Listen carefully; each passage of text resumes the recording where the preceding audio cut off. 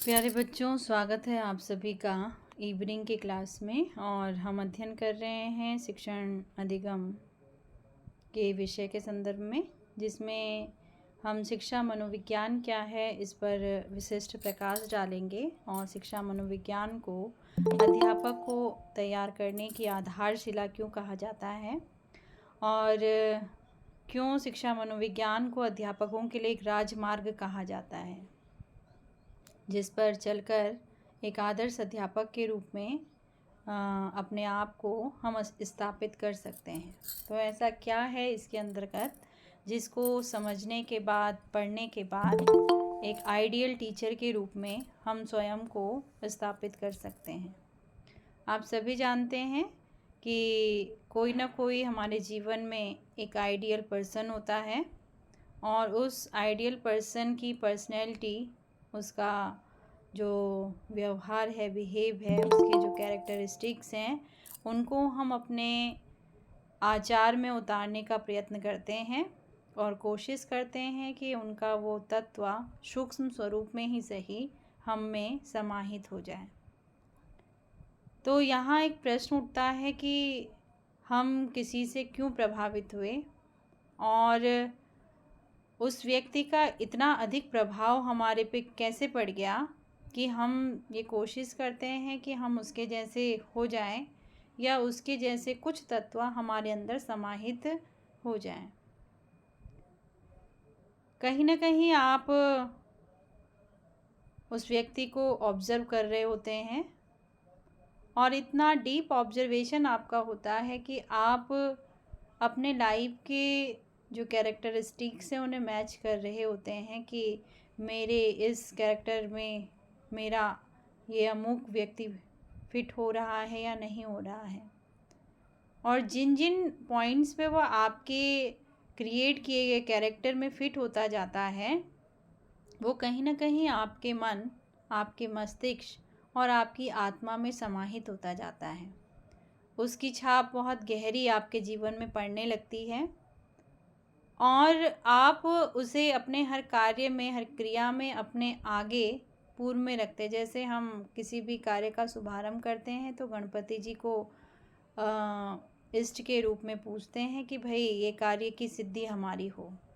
तो ऐसे ही व्यक्तिगत जीवन में भी हमारे पास कोई ना कोई ऐसी पर्सनैलिटी होती है जिसको हम अपना आदर्श मानते हैं। अगर मैं अपनी बात कहूँ तो मेरे लिए मेरे आदर्श मेरे पिताजी हैं, किंतु अगर मैं शिक्षा के क्षेत्र में भी बात करूँ तो मेरे प्राइमरी के जो हेड मास्टर थे वो मेरे लिए मेरे आइडियल हैं।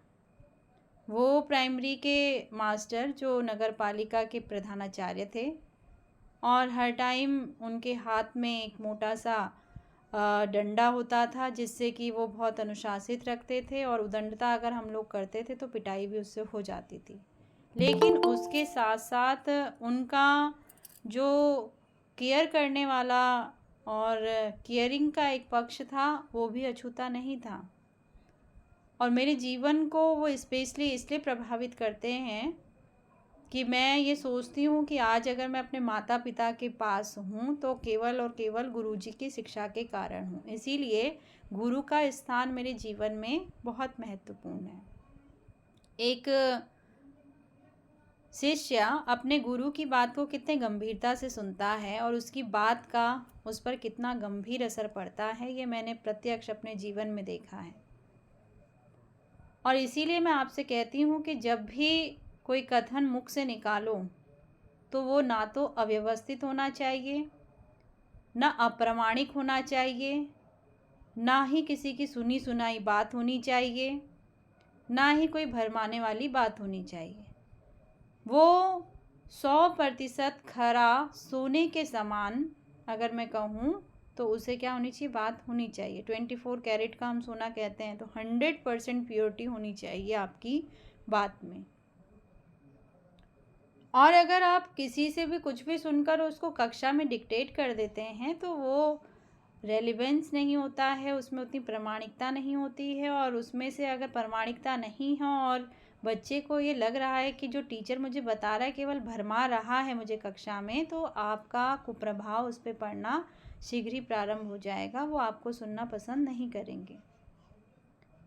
तो आपने देखा होगा साइकोलॉजी एक टेस्ट देती है कि विद्यालय में जब भी प्राइमरी में बच्चे आते हैं तो उनसे सबसे पहले उनके माता का नाम, उनके पिता का नाम, वो किस क्षेत्र के हैं उस क्षेत्र का नाम, वो किस ग्राम के हैं उस ग्राम का नाम, और वो किस राज्य में आता है उस राज्य का नाम, और सामान्यतः कॉन्टैक्ट नंबर याद करवाया जाता है। इतनी सामान्य चीज़ें बच्चे को याद होनी चाहिए। ऐसा क्यों करते होंगे प्राइमरी के बच्चे के साथ में? क्यों याद करवाते हैं माता पिताजी का नाम, कॉन्टैक्ट नंबर, गांव का नाम, किस क्षेत्र में पड़ता है, कौन सा राज्य है? अगर कहीं खो जाएंगे तो वो काम आएगा मैम। अगर कहीं खो जाए तो वो क्या है, काम आए। आपने देखा होगा 2013 में उत्तराखंड में केदारनाथ की जो आपदा आई, इतने लाखों श्रद्धालु देश के अलग अलग राज्यों से उत्तराखंड में बाबा केदार के दर्शन करने आते हैं, बाबा बद्रीनाथ के दर्शन करने आते हैं, और राज्यों से न जाने कहाँ कहाँ किन क्षेत्रों से आ रहे होंगे। अपने साथ वो नवजात शिशु को भी दर्शन करने के लिए लेके आते हैं। उस समय केदारनाथ में जब आपदा आई तो कई सारे जो बच्चे थे वो अनाथ हो गए, कई सारे अपने पेरेंट्स से वापस मिल नहीं पाए, और कई सारे बच्चे जो बाद में पेरेंट्स के पास पहुंचाए गए। उसका केवल और केवल यही लाभ पुलिस वालों को मिला था कि बच्चा सामान्यतः अपने गांव का नाम जान रहा था, अपने पिताजी का नाम जान रहा था, किन्हीं किन्हीं को अपने राज्य का नाम नहीं पता था, केवल गांव का नाम पता था। डिफ़िकल्टी भी हुई कई सारी। लेकिन जब बच्चा सामान्यतः जानता है, आज का समय आप देखते हैं जिसे आप कलयुग कह रहे हैं, बहुत विपरीत परिस्थितियों वाला हो गया है। छोटे छोटे बच्चे उठा लिए जाते हैं और उनसे भिक्षाटन करवाने के लिए, या जेब कतरा उनको बनाने के लिए, या उनको चाइल्ड लेबरी करवाने के लिए, अलग अलग तरीके की गतिविधियों के लिए उनको क्या किया जाता है, किडनैप करने की प्रक्रिया भी चलती रहती है। सोसाइटी का स्वरूप भिन्न है। ऐसे में चूँकि विद्यार्थी अपना अधिक समय विद्यालय में व्यतीत कर रहा है, तो माता पिता से ये अपेक्षा विद्यालय रखता है कि आप अपने बच्चे को इतनी सामान्य जानकारी अवश्य दें कि वो जाने कि उसके पिता का नाम क्या है, माता का क्या नाम है, दादाजी का क्या नाम है, दादी जी का क्या नाम है, वो कौन से क्षेत्र से आता है, किस राज्य के अंतर्गत आता है वो क्षेत्र, उसका कॉन्टैक्ट नंबर क्या है, इतना उसे याद होना चाहिए। और साइकोलॉजी के अंदर ये टेस्ट में आता है, जब आगे हम पढ़ेंगे साइकोलॉजी के कॉन्सेप्ट्स को, तो वहाँ पे आप देखेंगे एक टेस्ट भी ऐसा क्रिएट किया गया था जिसमें कि इस तरीके की गतिविधियाँ विद्यार्थी को मेज़र करने के लिए बनाई गई थी, और उसी टेस्ट को अप्लाई कर दिया गया विद्यालय में। तो हमारे भी बचपन में गुरुजी प्रधानाचार्य जी ऐसे ही कुछ टॉपिक पढ़ा रहे थे, और मैं उस समय रही होंगी तीसरी क्लास में लगभग, और आज भी मुझे वो घटना वैसे ही याद है जैसे गुरुजी सिखा रहे होंगे या बता रहे होंगे। सोचिए बच्चा कितनी गंभीरता से अपने गुरु को सुन रहा होता है और समझने का प्रयत्न कर रहा होता है। जो आपको बताया गया कि शिक्षा का अर्थ है टू नो, अपने गुरु को जानो, और वो समझ में आ गया है, खुद को जानने का प्रयत्न करो, खुद को जानो और अपने गुरु को जानो। गुरुजी ऐसे ही कुछ बता रहे थे, पढ़ा रहे थे, और उस प्रकरण के अंदर एक दृष्टांत आया जिसमें दृष्टांत में उन्होंने कहा कि जब भी कभी घूमने जाओ और घूमते समय अगर आपको ये लगे कि आपके पेरेंट्स का हाथ आपसे छूट गया है और आप अपने को भीड़ में खोया हुआ सा महसूस करो, तो आपको ये करना चाहिए, ऐसा करना चाहिए। तो जब हम खो जाएं तो क्या करना चाहिए हमको? कभी भीड़ में छोटा बच्चा खो जाए तो उस छोटे बच्चे को क्या करना चाहिए?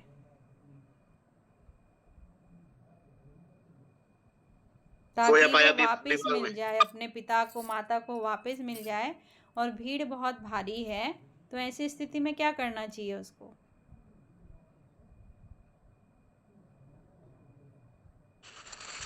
उससे मैडम उसके माता पिता का नंबर आदि अगर उसे याद हो तो उसे वो पूछ सकते हैं। मैंने अभी वो नहीं कहा कि कोई उससे बचाने के लिए आएगा, कोई उसे रेस्क्यू करने के लिए आएगा। अभी बच्चे को खुद एक्शन लेना है। उसके पिताजी का, उसके माताजी का हाथ छूट गया है हाथ से, और अब उसको ही जो कदम उठाना है, चूँकि उसका उठाया हुआ ये पहला कदम उसके जीवन के लिए बहुत महत्वपूर्ण है। तो ऐसी स्थिति में उसे क्या करना चाहिए? अभी वो किसी से हेल्प भी नहीं ले रहा है, उसे नहीं पता उसे किससे बात करनी चाहिए, किससे नहीं करनी चाहिए, कौन गुड पर्सन है, कौन बैड पर्सन है। आज तो वर्तमान शिक्षा प्रणाली में सिखाया जा रहा है गुड पर्सन कौन होता है, बैड पर्सन कौन होता है, गुड टच क्या होता है, बैड टच क्या होता है। सिखाया जा रहा है कि नहीं सिखाया जा रहा बच्चों को? जी जी। आप घर में अगर अकेले हैं और कोई अननोइंग पर्सन आ गया मांगने के उससे हिसाब से आ गया कि भाई भिक्षा दे दो, दान कर दो, ये कहकर आ गया आपके घर में, तो आपको अपना डोर ओपन करना है कि नहीं करना है?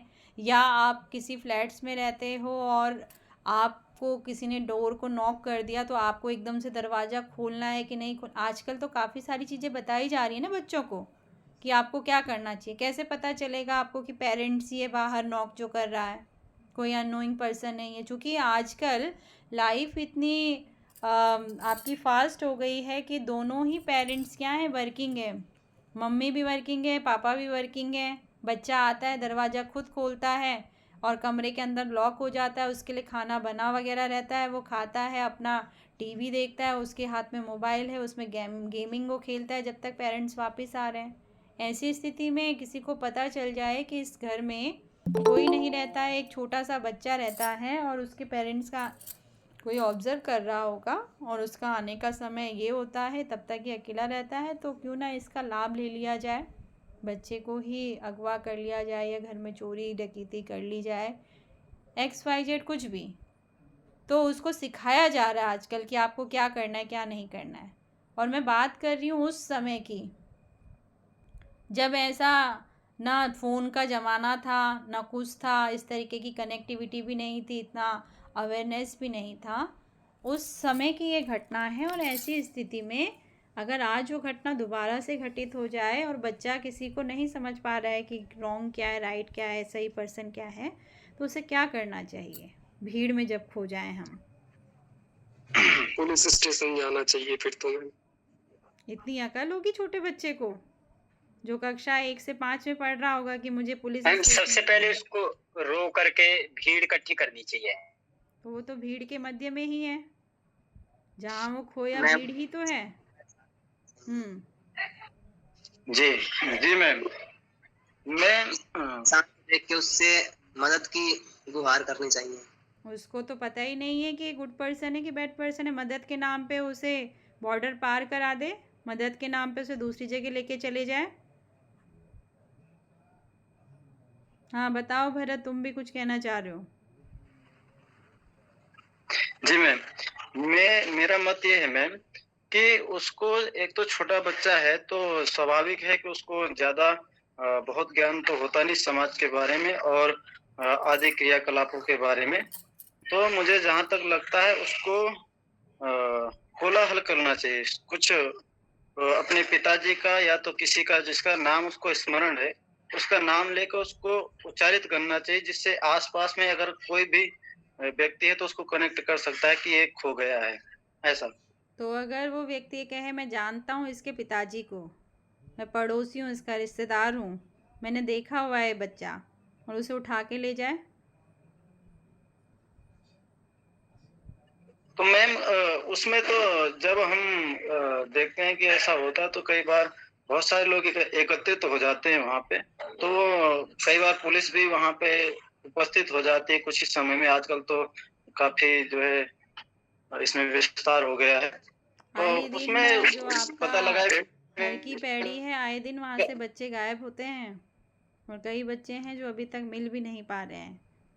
वो भी यात्रियों के बच्चे उठा लिए जाते हैं उतने हर की पैड़ी जैसी भीड़ में। और जी जी हरिद्वार एक छोटी सी सिटी है, वहाँ पे ये घटना घटित हो रही है क्योंकि मैम आप एक सर्वे के सभी को। अनुसार दिल्ली से प्रति माह में 3500 लोग गायब हो रहे हैं। और उन लोगों में हम बात कर रहे हैं उसकी, जिसने अभी विद्यालय जाना शुरू किया है, जो कक्षा 1 में हो सकता है, 2 में हो सकता है, 3 में हो सकता है, 4 में हो सकता है और 5वीं में भी हो सकता है, हम उनकी बात कर रहे हैं। और हम चर्चा कर रहे हैं as a concept, as a mind of teacher. एक टीचर क्या सजेस्ट करेगा? आपका कथन कक्षा में केवल विषय से संबंधित नहीं होता है, आपका कथन उसको जीवन के लिए तैयार करने के लिए भी होता है। और आपके द्वारा दिया गया एक दृष्टांत उसके जीवन के पूरे परिदृश्य को परिवर्तित कर सकता है। और इसीलिए जब हम कुछ बोलें तो उसे इतना सोच समझ कर बोलें, क्योंकि उस भरी भीड़ में 50 की कक्षा में अगर 50 ध्यान से नहीं सुन रहे होंगे तो 5 ऐसे बच्चे बैठे होंगे जो आपको बहुत गंभीरता से चरितार्थ कर रहे होंगे। आपके एक एक अक्षर को वो ये सोच कर लेते हैं कि गुरु ने जो ज्ञान दिया वो बहुत ही अमिट है और उनके दिए गए ज्ञान के आगे और कोई ज्ञान नहीं। अगर आपने ऐसा किया हो तो आपको पता होगा। गुरु अगर श्यामपट्ट में गलत भी लिख दे और विद्यार्थी उसको वैसे ही कॉपी में उतार लेता है और उसके बाद जब वो घर जाता है और घर जाने के बाद पेरेंट्स उसकी कॉपी खोल के देखते हैं, अगर वो उसको चेक करते हो तो इतना समय उनके पास हो, और अगर पेरेंट्स ने कह दिया ये तो गलत लिखा हुआ है यहाँ पे और उसको डांट डपट दिया, किसने लिखा? गुरुजी ने लिखा, सही लिखा, वो लड़ने लगेगा। फिर पेरेंट्स ने उसे डांटा ये गलत है, तो चूंकि पेरेंट्स का भी भय है तो उन्होंने उसको इरेज कर दिया वहाँ से। तो स्कूल जाने से पहले वो क्या करेगा? उसे पेरेंट्स ने इरेज करवा के करेक्ट करवाया, अब स्कूल जाने से पहले क्या करेगा? वो वापस उसे इरेज करेगा और जो टीचर ने लिखा था उसको फिर से क्या लिखेगा? वैसे ही लिख देगा। तो ये आपका प्रभाव होता है। और अगर आप लिखने में त्रुटियां करते हैं, शुद्ध नहीं लिखते हैं, शुद्ध नहीं बोलते हैं, तो आपका जो प्रभाव बच्चे पे पड़ेगा वो बिल्कुल गलत ही बच्चे पर क्या होगा? पड़ जाएगा। तो ये जो घटना मैं आपको बता रही हूँ, चूँकि मैं कक्षा 3 में थी और आज भी मुझे वैसे ही स्मृति में है, आज भी कक्षा मुझे वैसी ही दिखाई देती है और गुरुजी सामने दिखाई देते हैं कि वो समझा रहे हैं। उनका एक छोटा सा दृष्टांत था और वो छोटा सा दृष्टांत उनका ये था कि जब कभी बच्चों भीड़ में खो जाओ तो आपको ना तो एक कदम आगे जाना है और ना एक कदम पीछे जाना है। अगर आप आगे चले गए तो हो सकता है आपके पेरेंट्स आपको ढूंढते ढूंढते पीछे चले जाएं कि वो यहाँ तो नहीं गया कहीं, और आप कहीं पीछे चले जाएं और वो आपको ढूंढते ढूंढते आगे चला जाए, तो फिर तो आप कभी उनको मिलने से रहे। जब आपको कुछ ना सूझे तो आप वहीं पर बने रहो, जहाँ पे आपको लगे कि मैं खो गया हूँ वहीं पे खड़े हो जाओ, और जब वो आपको ढूंढ रहे होंगे तो वो आप तक आवश्यक रूप से उनका भी समय बचेगा और तुम्हारा भी जो खोने का लेवल है वो क्या हो जाएगा? कम हो जाएगा। अब गुरुजी इसी प्रकरण को कक्षा में पढ़ा रहे थे और उसके कुछ दिनों बाद ही मेरे साथ वो प्रत्यक्ष रूप से घटित हो गया। हमारे यहाँ पारिवारिक विवाह अनुष्ठान के पश्चात देव दर्शन करने की प्रविधि है और मेरी बुआ का विवाह उसी समय हुआ था और उसके पश्चात परिवार को बद्रीनाथ केदारनाथ दर्शन के लिए जाना था और पिताजी के साथ हम संपूर्ण परिवार चले गए, हम भाई बहन, माताजी और पिताजी। और उस समय का ज़माना था कि उस समय ठंडी जो हुई करती थी, उस समय पंखी, वाइट कलर की पंखी अगर आपने देखी हो वो आज भी धारण की जाती है। अब तो रंग बिरंगे वस्त्र हो गए हैं, उसको ओढ़ा जाता था और वो पिताजी ने ओढ़ रखा था और मैंने और मेरे छोटे भाई ने पिताजी का हाथ पकड़ा हुआ है, उंगली, और भीड़ में हम घुसे हुए हैं और बड़े भैया और दीदी मम्मी के साथ में थे। अब हम चले जा रहे हैं तो सब लोगों ने वैसी पंखी पकड़ी हुई है और हम छोटे छोटे दोनों के दोनों उंगली पकड़े हुए पिताजी से चर्चा कर रहे। चलते चलते चलते आगे जा रहे हैं तो एक समय के बाद मुझे लगा कि पिताजी रिस्पॉन्स क्यों नहीं कर रहे हैं, तो मैंने पिताजी की उंगली को खींचा और खींच के ऊपर चेहरे की तरफ देखा तो देखा वो पिताजी तो है ही नहीं, किसी और की उंगली मैंने पकड़ी हुई है। अब सोचो वो 3 में पढ़ने वाला बच्चा, और उसने जब देखा कि मैं किसी और की उंगली पकड़े हुए उस स्थान पे पहुंच चुकी हूँ जहाँ से शायद वापस रिटर्न भारत में प्रवेश नहीं होती, या पार चली जाती। और जिसने मेरी उंगली पकड़ी हुई है वो भी नहीं कह रहा है कि मेरी उंगली आपने गलत पकड़ रखी है, वो भी चले जा रहा है। और मैंने प्रश्न किया, पिताजी आपके हाथ में छोटा भाई था, दूसरी साइड छोटा भाई दिखाई नहीं दे रहा है, वो कहाँ है? और जब जवाब नहीं दिया तो मैंने उंगली खींची और मैंने ऊपर की तरफ देखा तो वो पिताजी नहीं, क्योंकि मुझे पंखी पंखी दिख रही थी। और ऐसी स्थिति में मैंने एकदम से उंगली छोड़ी और वो व्यक्ति भीड़ में आ गए, क्योंकि भीड़ थी पीछे से बहुत ज़्यादा आ रही, और वो भीड़ आगे, वो व्यक्ति उस भीड़ में कहीं खो गया और मैं उस भीड़ के मध्य में खड़ी रह गई। और मुझे कुछ नहीं सूझ रहा था उस समय। वीसीआर हुआ करते थे, बड़े बड़े बॉक्स हुआ करते थे, सुना हुआ है आपने वीसीआर के बारे में? जी मैम। बड़े बड़े बॉक्स हुआ करते थे। अब तो डिजिटल टीवी में हम आ गए हैं, तब पिक्चर हॉल इतने नहीं हुआ करते थे, लोग उन्हीं कैसेट्स को अरेंज करवाया करते थे, बड़े बड़े बॉक्स थे और फिर चलचित्र दिखाया जाता था। मैं वहाँ भीड़ में खड़ी हो रखी थी, कोई उसको जो ढोने वाला था वो उसको लेके आ रहा था और ज़ोर से मेरे यहाँ पे लगी माथे पर, और मुझे दर्द भी होने लगा और वो थोड़ी देर में इतना गोला भी हो गया और मुझे रोना भी आ रहा कि मैं अब क्या करूँ, मैं तो पता नहीं कहाँ आ रखी हूँ और मेरे माता पिताजी और भाई बहन न जाने कहाँ हैं, मुझे ढूंढ रहे होंगे कि नहीं ढूंढ रहे होंगे। उसी समय उस भीड़ में खड़े होकर मैंने सोचा कि मुझे आगे जाना चाहिए या मुझे पीछे जाना चाहिए, मुझे क्या करना चाहिए, मैं कहाँ हूँ मुझे तो ये भी नहीं पता है। और उसी भीड़ के मध्य में मुझे गुरुजी की वो कही हुई बात याद आ गई, जब मैं फंसी हुई थी दुविधा में, कि गुरुजी ने कहा था जब कभी खो जाओ तो ना तो एक कदम आगे जाना है और ना ही एक कदम पीछे जाना है।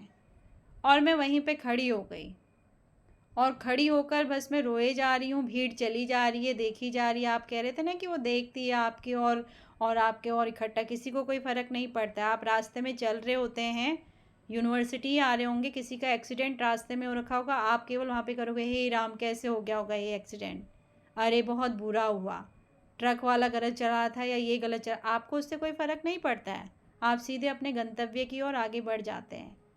तो किसी को कोई फ़र्क नहीं पड़ता है कि दुनिया में क्या घटित हो रहा है, हर व्यक्ति को केवल अपने से मतलब होता है। और ये सामान्य आज के वातावरण का परिदृश्य है। मैं वहाँ खड़ी रही और गुरुजी का वही कथन था जिसने मुझे सेव किया। मैं जहाँ पे खड़ी थी उसी के ऊपर पुलिस चौकी थी और उसके नीचे वो स्थान था जहाँ हमको जाना था। कोई गौरी कुंड या कोई स्थान इस तरीके का कहा जाता है, स्नान करने के लिए उस कुंड की तरफ बढ़ना था। और किस्मत से मेरे माता पिताजी वहाँ अनाउंस करवा रहे थे पुलिस चौकी से कि भाई इस रंग की फ़्रॉक पहने हुए इतने साल की बालिका और कहीं खो गई है और ये है वो है, और वो वहाँ से नीचे, ऊपर से नीचे उतर रहे। मेरी माताजी की दृष्टि मुझ पे पड़ी, मेरी दृष्टि अपनी माताजी पे पड़ी और हम मिल गए वहाँ पे। सोचिए, कक्षा में कई कथन कई दृष्टांत गुरु कह देता है, अगर हमने उसकी बात को गंभीरता से सुना हुआ है तो उसमें जीवन का कोई ना कोई रहस्य छुपा हुआ होता है। वो बात केवल टाइम पास करने के लिए नहीं होती है, वो कथन केवल इसलिए नहीं होते हैं क्योंकि उनको अपनी कक्षा का समय पूर्ण करना है। उन दृष्टांतों का तात्पर्य कहीं ना कहीं हमारे भविष्य के निर्माण से होता है, भविष्य से होता है।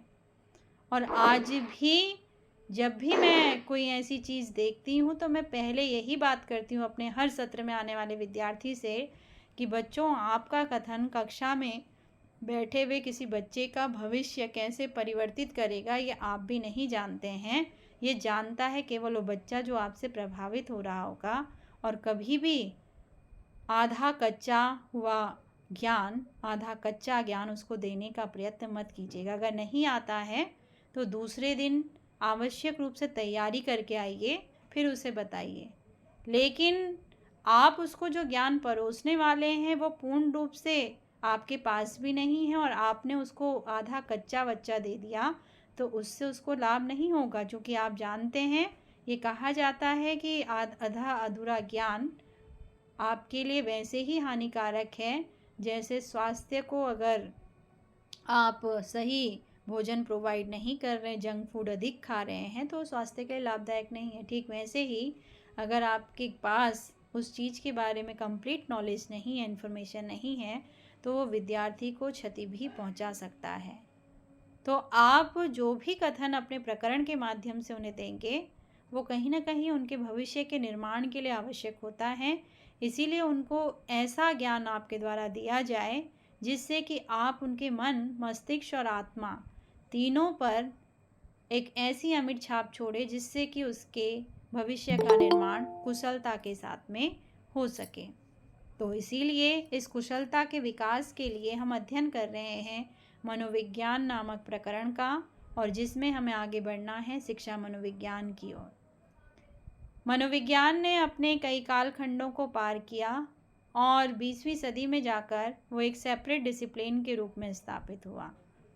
सेपरेट डिसिप्लिन का अर्थ आपको बताया गया, एक ऐसा विषय जिसका अपना अध्ययन का क्षेत्र होता है, जिसका पढ़ाने की अपनी प्रविधियाँ होती हैं, जिसका अपना तरीका होता है, जिसका पढ़ाने वाला निश्चित होता है, जिसके उद्देश्य निश्चित होते हैं, उसको एक सेपरेट तरीके से अलग, जिस तरीके से राज्य आप घोषित करते हैं, जिले आप घोषित करते हैं, ठीक उसी तरीके से अलग विषय के रूप में उसे घोषित कर दिया जाता है।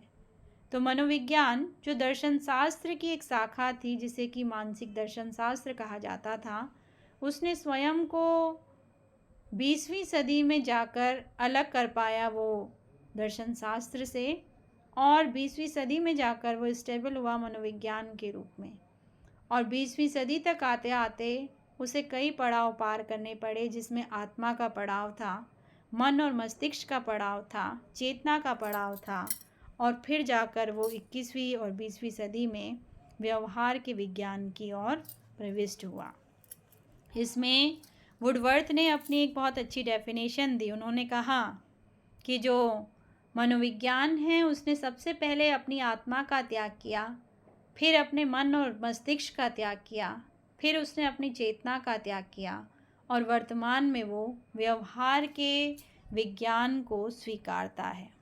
अर्थात आज अगर हम मनोविज्ञान का अर्थ देखें तो हमारे लिए मनोविज्ञान का अर्थ है ऐसा विज्ञान जो आपके व्यवहार से संचालित होता है, जो आपके व्यवहार का अध्ययन करता है, जो आपके व्यवहार के प्रदर्शन को बताता है, जो आपके व्यवहार में हो रहे परिवर्तनों को दर्शाता है। ऐसे विज्ञान का हम अध्ययन करते हैं, उसे मनोविज्ञान कहा गया। और यहाँ तक आते आते जब उसने आत्मा का स्वरूप ग्रहण किया तो 17वीं शताब्दी तक इसी को ग्रहण करके रखा, क्योंकि उसको दर्शाने वाले जो प्लेटो थे, जो अरस्तु थे, जो डेकार्टे थे, उन्होंने कहा कि आत्म तत्व ही मनुष्य के व्यवहार के कारक, प्रेरक और नियंत्रक तत्वों की चर्चा करता है। किंतु जब वो आत्मा को प्रदर्शित नहीं कर पाए, नहीं बता पाए कि आत्मा कहाँ रहती है, कैसी दिखती है, उसका स्वरूप कैसा है, वो कुछ प्रदर्शित नहीं कर पाए, तो 17वीं शताब्दी में जाकर मन और मस्तिष्क का विज्ञान मनोविज्ञान को कहा जाने लगा।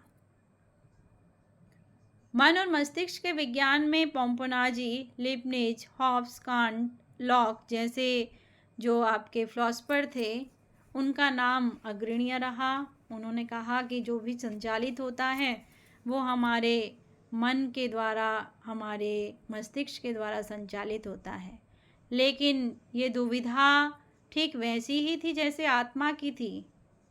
मन चंचल है, वो कहाँ रहता है, कैसा दिखता है, किस तरीके से क्रिया करता है या करवाता है, इसको प्रदर्शित नहीं कर पाए, और इस विचारधारा को आते आते 19वीं सदी में त्याग दिया गया।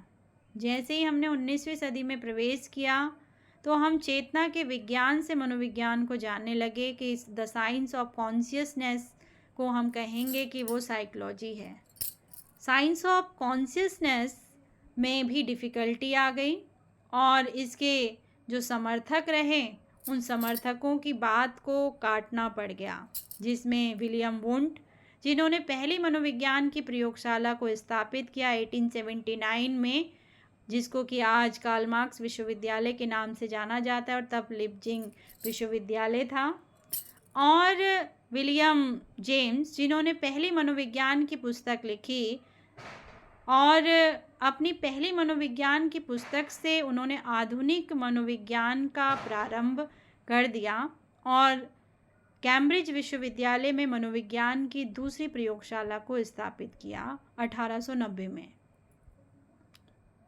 इतना सब करने के बाद भी जो 20वीं सदी के मनोवैज्ञानिक थे वो उनसे प्रसन्न नहीं हुए। उन्होंने कहा केवल किसी भी व्यवहार में चेतना का ही प्रभाव नहीं होता है, बल्कि उसमें अर्ध चेतना और अवचेतना दोनों तत्व समाहित होते हैं। जैसे आज मैं आपको रिकॉल करके बता रही हूँ कि भाई कक्षा 3 में मेरे साथ क्या घटना घटित हुई थी और गुरु का ज्ञान कितना महत्वपूर्ण होता है, और आपने इस चोले को धारित कर लिया है तो सोचिए आपका कर्तव्य कितना महत्वपूर्ण है।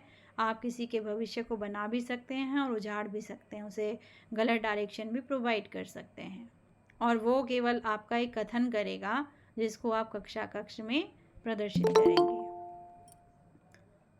मैं जैसे आज आपको रिकॉल करवा रही हूँ तो ये कल का प्रीवियस है जो मैंने आपको पढ़ाया, जो मेरे मस्तिष्क में है वो मैं आपको वापस रिकॉल करवा रही हूँ कि कल हमने क्या कर लिया है, किस चीज़ का अध्ययन किया। तो जहाँ पर जब उन्होंने कहा कि केवल वर्तमान ही नहीं बल्कि आपने आधे घंटे पहले क्या किया ये बात भी इम्पोर्टेंट है, और आपने 10 साल पहले क्या किया था ये बात भी इम्पोर्टेंट है, उसी तरीके से जैसे कि अभी आप जो कर रहे हैं वो चीज़ महत्वपूर्ण है।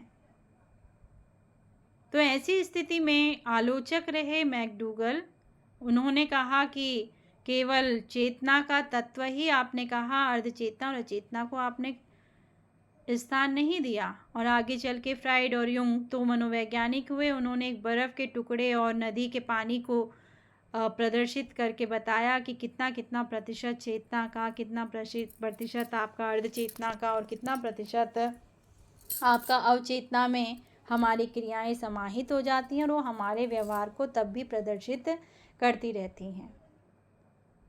और जैसे ही उन्होंने ये उक्ति दे दी तो उन्होंने कहा कि जो ये सारी चीज़ है वो कहीं ना कहीं व्यवहार से संचालित हो रही है, और व्यवहार लोगों को दिखाई देता है। किसी का अच्छा व्यवहार भी दिखाई देता है और किसी का बुरा व्यवहार भी दिखाई देता है। वो किसी के लिए अच्छा सोच रहा है या अच्छा बोल रहा है या अच्छा कर रहा है, ये दिखाई देता है लोगों को। इसीलिए आगे चलकर मैकडूगल ने व्यवहार शब्द का प्रयोग किया और आगे जाके वॉटसन ने व्यवहारवाद का निर्माण किया और व्यवहारवाद के जनक के रूप में स्थापित हुए 1913 में, जिसमें उन्होंने जो प्रयोग किए वो अपने ही पुत्र पर प्रयोग किए और प्रयोग की सिद्धि कर कर बताया कि व्यवहार को आप स्वयं निर्मित कर सकते हैं। आप जैसा वातावरण किसी को देंगे व्यवहार वैसे ही निर्मित होगा। मैंने प्रातः काल की कक्षा में सभी को निर्देश दिया था कि संध्या में जाकर आवश्यक रूप से घाटों का दर्शन और अवलोकन करके आइएगा, और जो अवलोकन आपने किया है उसे वीडियो के माध्यम से समूह में प्रेषित कीजिएगा। तो केवल भरत के द्वारा वीडियो निर्मित करके समूह में प्रेषित किया गया। बात 35 लोगों ने सुनी, लेकिन 35 में से वो केवल एक को महत्वपूर्ण लगी, तो एक ने जाकर आवश्यक रूप से उस कार्य को करके देखा, तो मेरा कथन तो वहीं पर मेरे लिए सार्थक हो गया। अगर मैं 35 में से एक को प्रभावित कर पाई और एक के मन को ये लगा कि मुझे जाना चाहिए, मुझे देखना चाहिए, और बाकी 34 को लगा कि हमको कोई औचित्य नहीं है किसी और के फंक्शन को देखने में, किसी और राज्य के पर्व को देखने में, तो हम जो वास्तविक शिक्षा है भाषणों से कुछ नहीं होता है। उपदेश देने के लिए अनेक लोग हैं, लेकिन उस उपदेश के पीछे क्या कोई सत्यता, कोई वास्तविकता है, ये देखना है तो वास्तविक परिस्थिति का अवलोकन करना आवश्यक है। हम भरे हुए बड़े बड़े मंचों से बड़ी बड़ी बातें कर लेते हैं, लेकिन क्या वो वास्तविक रूप से क्रिया में संचालित हो रही है या नहीं हो रही है। मैंने आपको कक्ष में कहा था कि मैं आपके लिए वो अध्यापक हूँ जिसके लिए ना संडे होता है, ना मंडे होता है, ना ट्यूसडे होता है, ना वेडनेसडे होता है, ना छुट्टियाँ होती हैं। तो आपने मेरे कथन को देखा होगा कि मैं जैसे ही अपने व्यक्तिगत कार्यों से फ्री हुई तो मैं आपको मॉर्निंग में भी कह दे रही हूँ, मैं आपको इवनिंग में भी कह दे रही हूँ, हम संडे के दिन भी कक्षा ले रहे हैं, हम छुट्टी के दिन भी कक्षा ले रहे हैं। अर्थात हमने अपने चरित्र में क्या चरितार्थ कर रखा है, हमारे लिए हमारी लाइफ फिलॉसफी क्या है। प्रत्येक व्यक्ति का अपना अपना दर्शन होता है और उसका वो दर्शन उसे सोसाइटी में प्रदर्शित करने का कार्य करता है। एज ए टीचर मेरे लिए मेरी लाइफ फिलॉसफी है मेरा डिसिप्लिन, मेरे लिए मेरी लाइफ फिलॉसफी है मेरा कथन, मेरे लिए मेरी लाइफ फिलॉसफी है मेरा इनोवेशन, मेरा एक्टिवनेस। ये मेरी लाइफ फिलॉसफी है जिसे जीवन दर्शन कहते हैं। जैसे महान महान व्यक्तियों के हम जीवन से प्रेरणा लिया करते हैं। हमने कहा महात्मा गांधी जी क्या कहते थे, चूँकि हमारे राष्ट्रपिता थे। विवेकानंद जी ने क्या कहा, टैगोर जी ने क्या किया, वो उनकी लाइफ फिलॉसफी थी और उनकी लाइफ फिलॉसफी से हम कुछ ना कुछ ले रहे हैं। ऐसे ही जिस व्यक्ति ने इस धरती पे जन्म ले लिया है उस व्यक्ति का अपना एक जीवन का दर्शन होता है और वो दर्शन उसको ही पहचानना होता है कि वो पॉजिटिव वे में है या नेगेटिव वे में है। उसे सोसाइटी को कुछ मिलने वाला है या वो सोसाइटी का डिस्ट्रॉय करने वाला है, विनाश जिसे कहते हैं, क्या करने वाला है। तो ऐसे ही आप सबके जीवन की भी अपनी अपनी फिलॉसफी है और आप अपने उस फिलॉसफी में अगर आगे बढ़ रहे हैं तो उद्देश्य समाज के हित में हुआ तो बहुत लाभदायक है। लेकिन अगर वो समाज के लिए अहितकारी है, जैसे एज ए टीचर आपके लिए अभी जितनी भी नॉलेज आपको ट्रेनिंग के दौरान प्रोवाइड किया जाए एज ए टीचर, हमें क्या करना चाहिए, क्या नहीं करना चाहिए, क्यों नहीं करना चाहिए और किस तरीके से इसे पूर्ण करना चाहिए, जितना नॉलेज दिया जाए वो कम ही कम है। क्योंकि आपने उस राजपथ पर चलना है। मैं जो बताऊंगी वो आपके लिए एक पिक्चर है कि ऐसा होगा, ऐसा हमको नहीं करना है, ऐसा हमें करना है। जो सुमन जी बताएंगे वो आपके लिए राजपथ है, मार्ग बता दिया गया as a guidance and as a counselling के रूप में, काउंसलर के रूप में कि ऐसा होना चाहिए, ऐसा नहीं होना चाहिए। जो बिंदु मैडम बता दें या मिश्रा जी बता दें या पंत जी बता दें या बलोदी जी बता दें, प्रत्येक के व्याख्यान में आपके लिए मार्ग बनता हुआ ही दिखेगा, मार्ग अवरुद्ध होता हुआ नहीं दिखेगा। क्योंकि वो अलग अलग फील्ड में आपको नॉलेज दे रहे होंगे। जहाँ विद्यालय प्रबंधन की बात आएगी तो कल को आप में से ही कोई विद्यालय का प्रधानाचार्य बनेगा और उसे केवल कक्षा पढ़ानी ही नहीं है बल्कि पूरे विद्यालय की व्यवस्था देखनी है। उस विद्यालय में आपके भवन आ जाता है, आपके प्रयोगशालाएं आ जाती हैं, आपके एडमिशन आ जाते हैं, आपके पेरेंट्स टीचर मीटिंग आ जाती है, उसमें परीक्षाएं आ जाती हैं, उसमें कार्यालय आ जाता है, उसमें मीटिंग्स आ जाती हैं, गवर्नमेंट के साथ मीटिंग्स आ जाती हैं, सत्र संचालन आ जाता है, रिजल्ट को किस तरीके से निकाला जाएगा, ये सारी चीज़ें आ जाती हैं। अगर आपके पास ऐसी कोई रिस्पॉन्सिबिलिटी आ जाए तो आप कैसे एक अच्छे मैनेजर के रूप में कार्य करेंगे, एक अच्छे प्रशासक के रूप में कार्य करेंगे, उसके लिए विद्यालय प्रबंधन नामक तत्व आपको पढ़ाया जा रहा है। अब आपने कहा मैं तो संस्कृत पढ़ाऊँगा, मैं क्यों मेरे लिए क्यों पढ़ना चाहिए मुझे ये, तो तब तो आप कुछ नहीं सीख पाएंगे। क्योंकि वो गुरु आपको इतनी मेहनत से कुछ ना कुछ बता रहा होगा, अपने जीवन के अनुभव दे रहा होगा और आप उसको ग्रहण करना उचित नहीं समझ रहे हैं। तो जब वैसी परिस्थिति में आएंगे तो आप क्या कर पाएंगे, फिर आपको ही विचार करना पड़ेगा। आपको अगर टेक्नोलॉजी पढ़ाई जा रही है तो आप तो शास्त्र का अध्ययन किए हुए हैं, उसको अच्छे से बोल पाते हैं, लेकिन जब आपने सारी ही विद्या मौखिक दृष्टि से ग्रहण की हुई है, शास्त्र को मौखिक रूप से ग्रहण किया हुआ है, अब उसे जो परोसना है उसे क्रिएटिव तरीके से सोसाइटी में परोसने की बारी है। चूँकि आज ना तो मौखिक जो संवाद है, रटंत विद्या है, उस पर ना बिलीव किया जाता है और ना ही उसे टीचिंग के एक अच्छे मेथड के रूप में एक्सेप्ट किया जाता है। क्योंकि वो हमारी परंपरागत शिक्षा की एक महत्वपूर्ण धारा थी, हम उसका अध्ययन करते हैं और व्याख्यान भी देते हैं, किंतु व्याख्यान भी किसी न किसी सहायक सामग्री के माध्यम से दिया जाए। जैसे मैं आपको जो कह रही हूँ उसके लिए आपको स्लाइड शेयर कर रही हूँ, स्लाइड में क्या लिखा हुआ है, क्यों लिखा हुआ है, उसके लिए पेन यूज कर रही हूँ, ताकि आप उस बात की गहराई तक पहुंच सकें। तो वैसे ही तकनीकी का ज्ञान आपको होना अति आवश्यक है, और उस तकनीकी के ज्ञान के लिए ये आवश्यक है कि आपको तकनीकी शिक्षा प्रदान की जाए कि शिक्षा के टेक्निक्स क्या होते हैं, सिद्धांत क्या होते हैं, कौशल क्या होते हैं, उद्देश्य क्या होते हैं, उपागम क्या होते हैं, अनुदेशन क्या है, ये सारे कॉन्सेप्ट आपको स्पष्ट कराए जाएंगे। और आप कहें कि मैंने तो संस्कृत ही पढ़ानी है, ये क्यों पढ़ रहा हूँ मैं, इसका क्या औचित्य है, और उसको ध्यान से ना सुने, तो फिर आपने अपना कोई ना कोई पक्ष अधूरा छोड़ लिया है। दर्शन शास्त्र आपको पढ़ाया जा रहा है, समसामयिकी आपको पढ़ाई जा रही है, ये सारे आपके, जैसे आप कहते हैं कि हम पंच महाभूतों से, पंच तत्वों से हम निर्मित हैं और ये पंच तत्व हमारे जीवन का आधार है, ठीक वैसे ही अध्यापक का आधार उसके इन 2 वर्षों के जो विभिन्न प्रश्न पत्र होंगे वो उसका आधार है।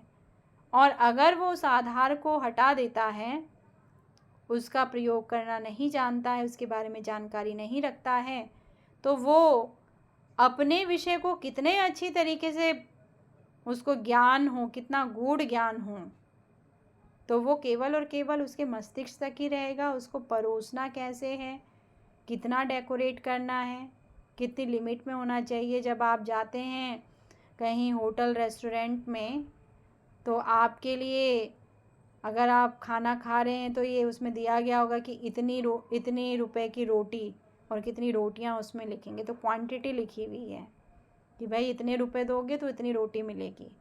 रोटी में भी वैरायटी चेंज हो जाएगी कि तवा रोटी चाहिए या तंदूरी रोटी चाहिए या बटर रोटी चाहिए, कौन सी रोटी चाहिए, तो उसके रेट भी उसी तरीके से फिक्स हुए रहते हैं।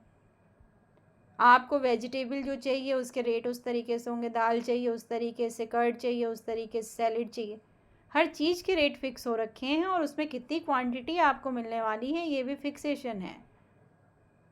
तो ठीक वैसे ही जब पकाने वाले ने और परोसने वाले ने ये सारी चीज़ें फिक्स कर रखी हैं, और फिर आप उसके हिसाब से पोषण ग्रहण करेंगे जो आपके शरीर पे लगना है, तो सोचिए उस शरीर को संचालित करने वाला जो मस्तिष्क है, उस मस्तिष्क को आपको कोई चीज़ परोसनी है।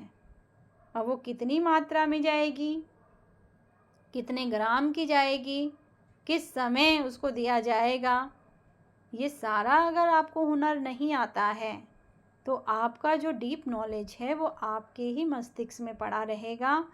आप उसको खुद ही पढ़ते रहेंगे, लेकिन आप उसको किसी और को सही तरीके से परोस नहीं पाएंगे।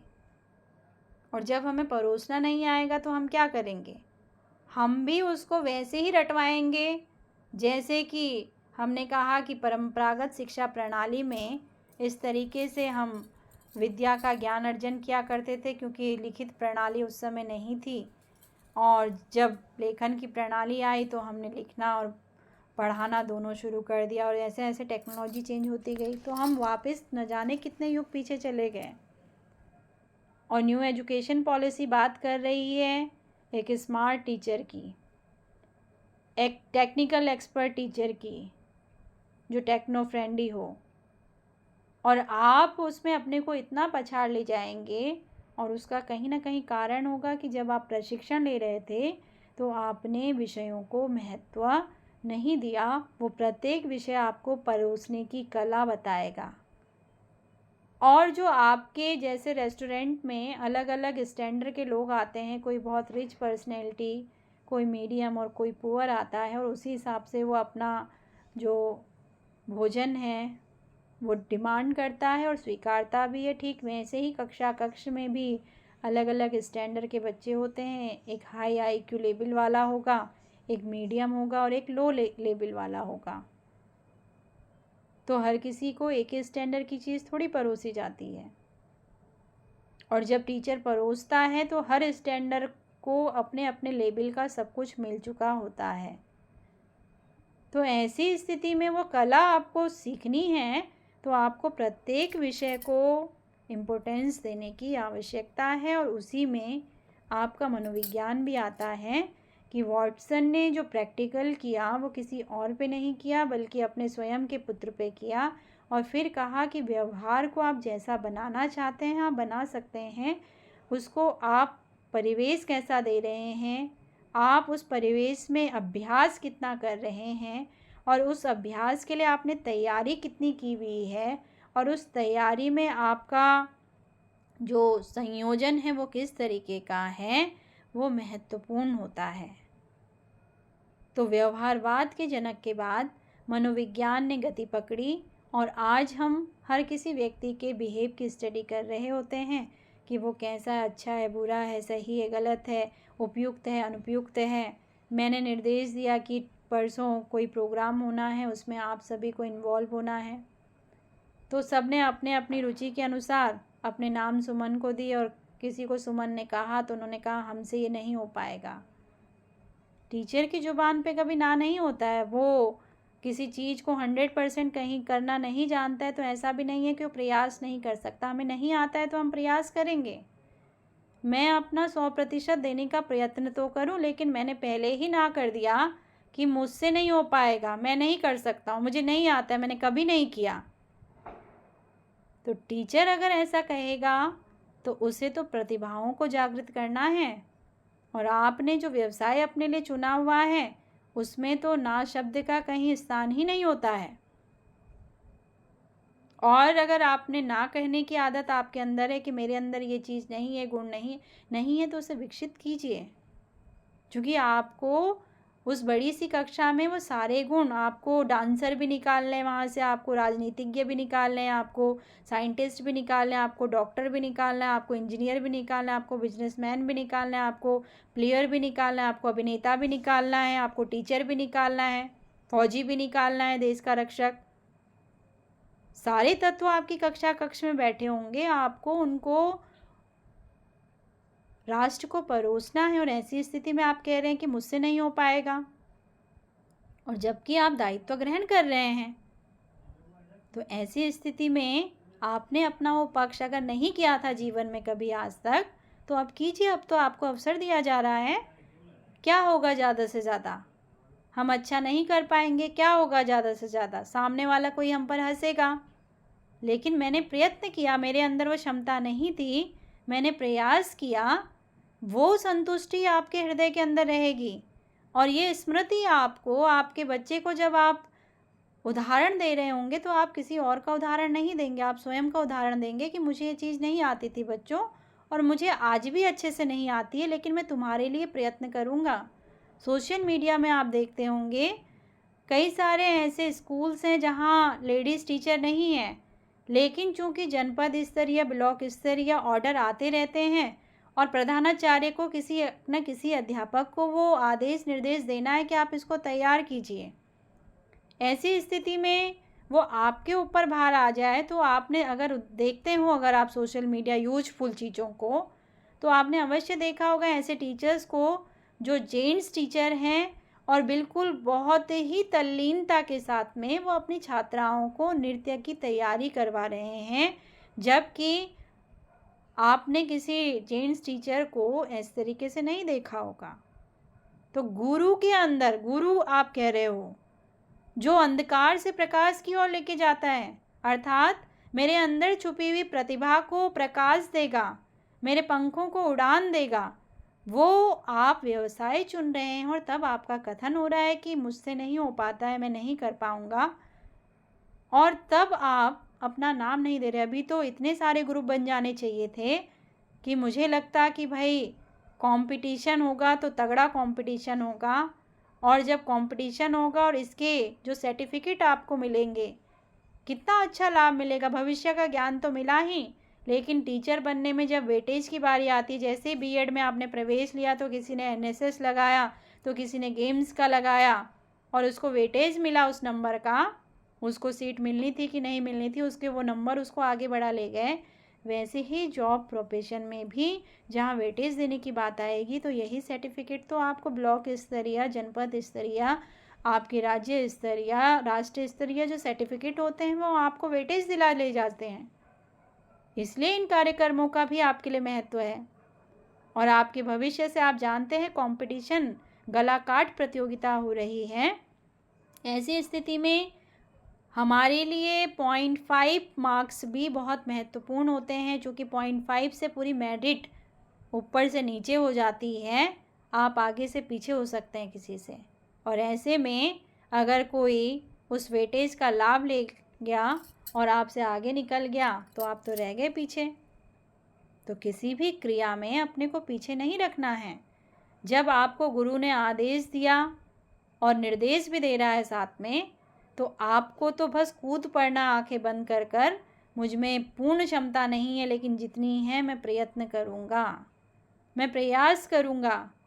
और जब मैं प्रयास करूँगा तो मैं भले ही जीत ना पाऊँ, लेकिन मुझे इतनी संतुष्टि तो होगी कि मैडम ने आदेश दिया था और मैंने उसको अक्षरशः पालन किया। और वो संतुष्टि आपके व्यवहार में जो परिवर्तन लेके आएगी, जो आपको अनुभव देगी, जब भी आप उस कथन को स्मरण करेंगे आपको गौरव की ही अनुभूति होगी, अगौरव महसूस नहीं होगा। तो ये चीज़, ये व्यवहार की ही बात वॉटसन कर रहे थे।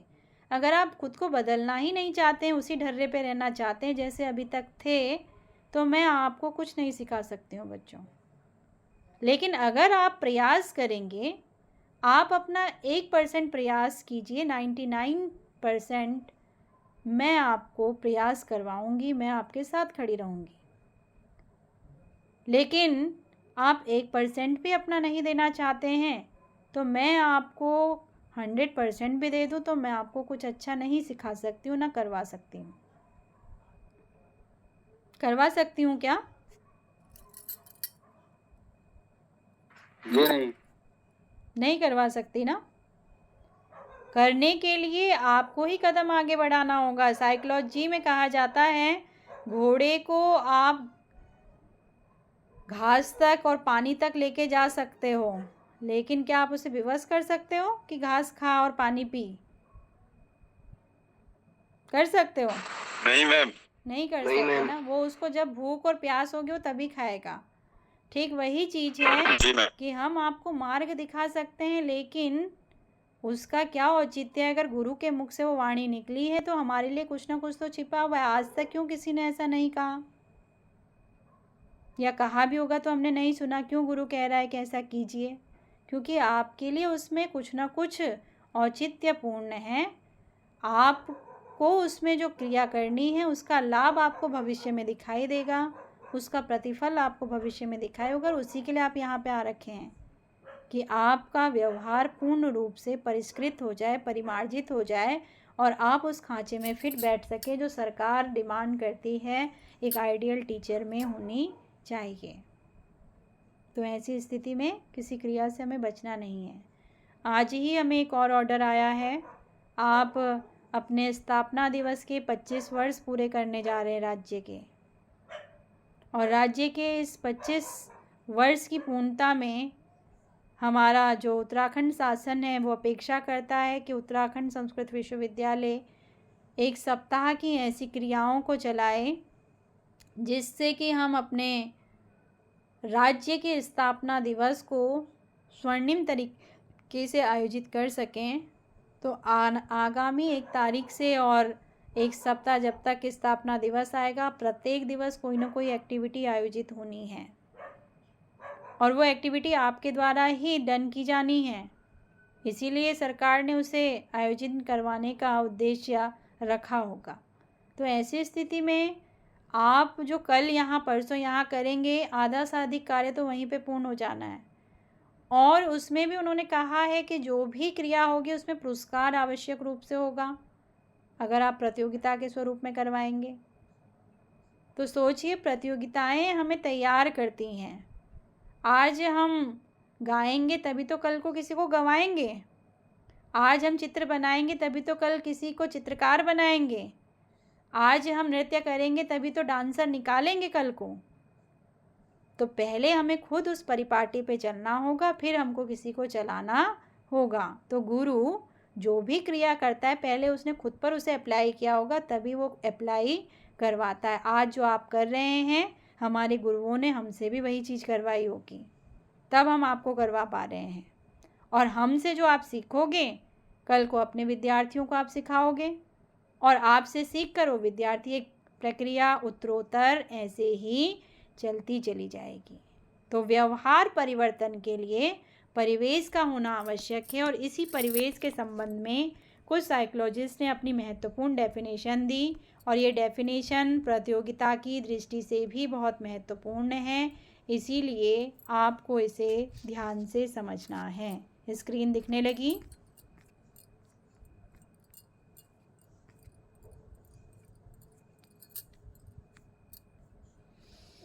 स्क्रीन दिख रही है कि नहीं दिख रही?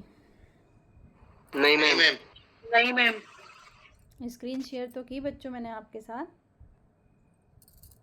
अभी आई नहीं मैम।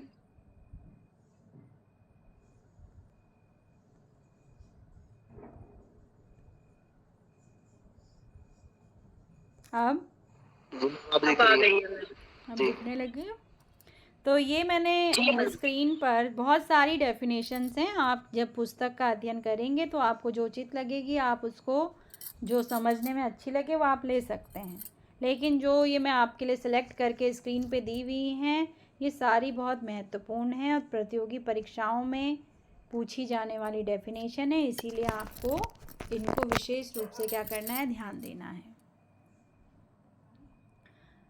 पहले मनोवैज्ञानिक आए कॉल सैनिक। इन्होंने कहा जो मनोविज्ञान है वो व्यवहार का विज्ञान है, जिसके अंतर्गत मनुष्य के संपूर्ण व्यवहार का अध्ययन किया जाता है, जो अच्छा हो या बुरा हो, जैसा भी हो। हम अध्ययन करते हैं कि किसी ने किन परिस्थितियों में बुरा व्यवहार किया और उसका कौन सा कारण रहा होगा बुरे व्यवहार करने का, उसे बुरा व्यवहार करने के लिए किसने प्रेरित किया होगा, और वो जो प्रेरित करने वाला था वो नियंत्रक किस तरीके का था। साथ ही साथ स्किनर ने कहा कि जो मनोविज्ञान है वो व्यवहार को उत्तरोत्तर परिवर्तित करता है अनुभव के आधार पर, अर्थात ये व्यवहार और अनुभव का विज्ञान है। क्योंकि हम अपने गलत व्यवहार से के अनुभव से भविष्य में अपने व्यवहार को सुधारने का प्रयत्न करते हैं, इसीलिए स्किनर ने कहा कि मनोविज्ञान व्यवहार और अनुभव का विज्ञान है।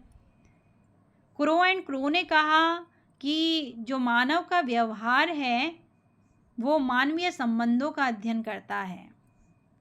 अगर कोई व्यक्ति व्यवहार से अच्छा होगा तो स्वाभाविक है उसके टच में जितने भी लोग होंगे वो उससे बहुत प्रभावित होंगे, और वो सोशल अधिक होगा तो सामाजिक लोगों से अधिक जुड़ा हुआ होगा। तो जो मानवीय व्यवहार है उसके अंतर्गत हम मानवीय संबंधों को भी जोड़ के चलते हैं, इसीलिए मनोविज्ञान मानवीय व्यवहार और मानवीय संबंधों का अध्ययन करने वाला विज्ञान है। हम देखते हैं अगर कक्षा में हमें मॉनिटर चुनना हो तो हम कहेंगे कि बताओ भाई बच्चों, हमने 4 लोग खड़े कर दिए कक्षा के आगे और कहा इन 4 में से आपको किसी एक का चयन करना है, तो हम वोटिंग करवाएंगे। पहले वाले के लिए हाथ उठवाए तो 5 लोगों ने हाथ उठाया, दूसरे वाले के लिए 2 लोगों ने, तीसरे वाले के लिए 10 लोगों ने और चौथे वालों के लिए 20 लोगों ने हाथ उठाया। तो किसको मॉनिटर बनाना चाहिए? चौथे वाले को। चौथे वाले को मॉनिटर क्यों बनाना चाहिए? उसको 20 लोगों ने वोट किया। और इस वोट को लेने के लिए क्या उसने उनको घूस दी थी? नहीं दी थी ना, क्योंकि कक्षा में टीचर ने 4 लोगों को खड़ा किया और कहा कि इन 4 में से आपको एक का निर्णय लेना है।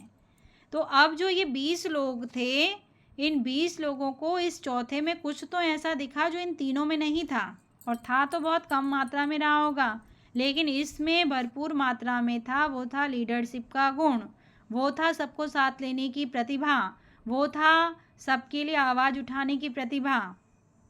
कुछ तो ऐसा दिखा कि 20 लोगों ने एक व्यक्ति को चयनित कर दिया और ये व्यक्ति कक्षा का मॉनिटर बन गया। अब वो जो कुछ था वो सब उसका व्यवहार ही तो था कि भाई उसके व्यवहार में सबको संगठित करने की क्षमता है, उसके व्यवहार में नेतृत्व करने की क्षमता है, उसके व्यवहार में सबके साथ घुल मिल के रहने की क्षमता है, उसके व्यवहार में सबके साथ हंस मिल कर रहने की क्षमता है, वो सबके बारे में सोचता है।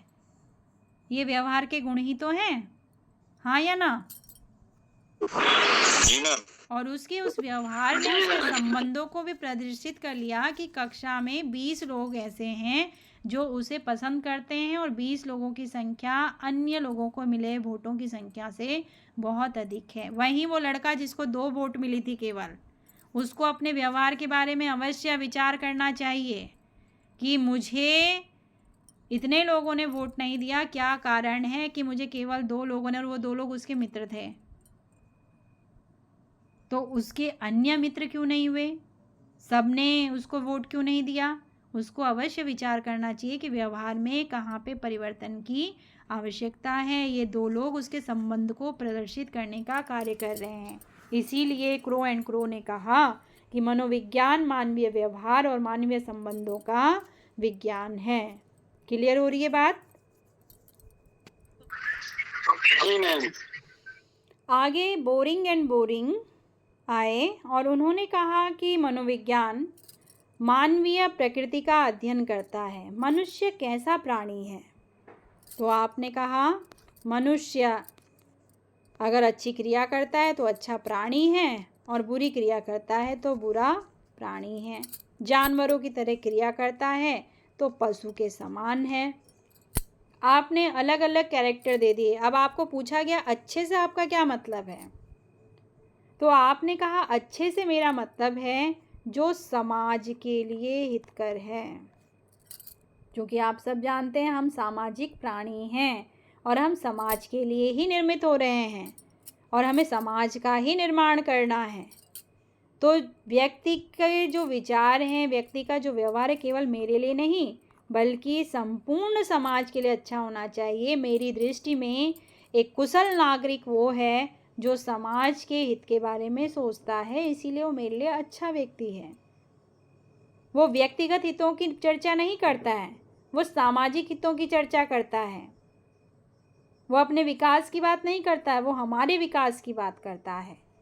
वो मैं की बात नहीं करता, वो हम की बात करता है। ऐसा व्यक्ति मेरी नज़र में अच्छा व्यक्ति है। आपने ये डेफिनेशन दे दी।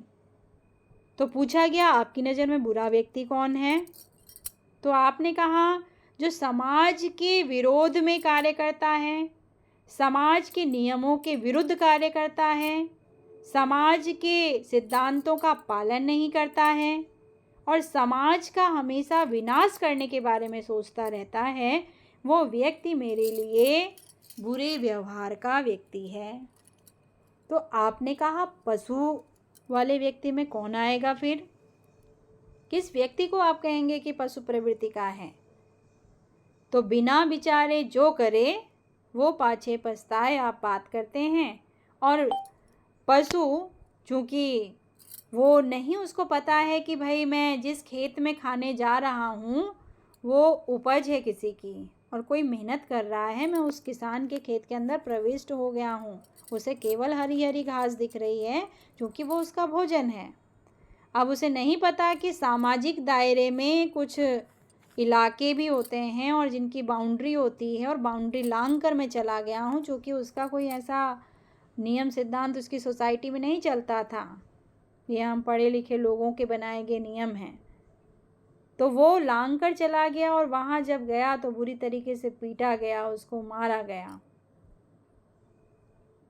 तो ऐसी स्थिति में ऐसा मनुष्य हमारे लिए पशु के समान है जो अच्छे बुरे का ज्ञान रखे बिना कोई भी क्रिया कर देता है। फॉर एग्ज़ाम्पल आपने वो निर्भया जैसा कांड देखा जिसमें एक पढ़ने लिखने के लिए गई भी स्टूडेंट और उसके साथ 8-10 लोग दरिंदगी कर देते हैं और वो दरिंदगी करने के बाद वो अपने लिए जीवन की भिक्षा भी मांग रहे होते हैं।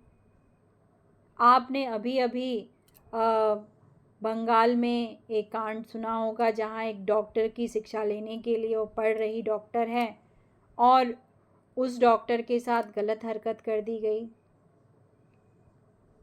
जो ये नहीं सोच रहा है कि इसका क्या प्रभाव सोसाइटी पे पड़ेगा, मुझ पे पड़ेगा, मेरे परिवार पे पड़ेगा, क्या स्थिति इसकी होगी, कैसी स्थिति होगी, वो विचार नहीं कर रहा है। बस उसके जो मना स्थिति है, जो उसके संवेग हैं, जो उसको संकेत दे रहे हैं, बस उससे वो कर दे रहा है, बिना ये विचार किए कि सोसाइटी से एक्सेप्ट करेगी कि नहीं करेगी, मैं सुरक्षित रहूँगा कि नहीं रहूँगा, समाज पे इसका कुप्रभाव तो नहीं पड़ेगा, कैसा प्रभाव पड़ेगा, नुकसान तो नहीं पहुँचा रहा हूँ मैं, ये विचार किए बिना वो बस क्रिया कर दे रहा है।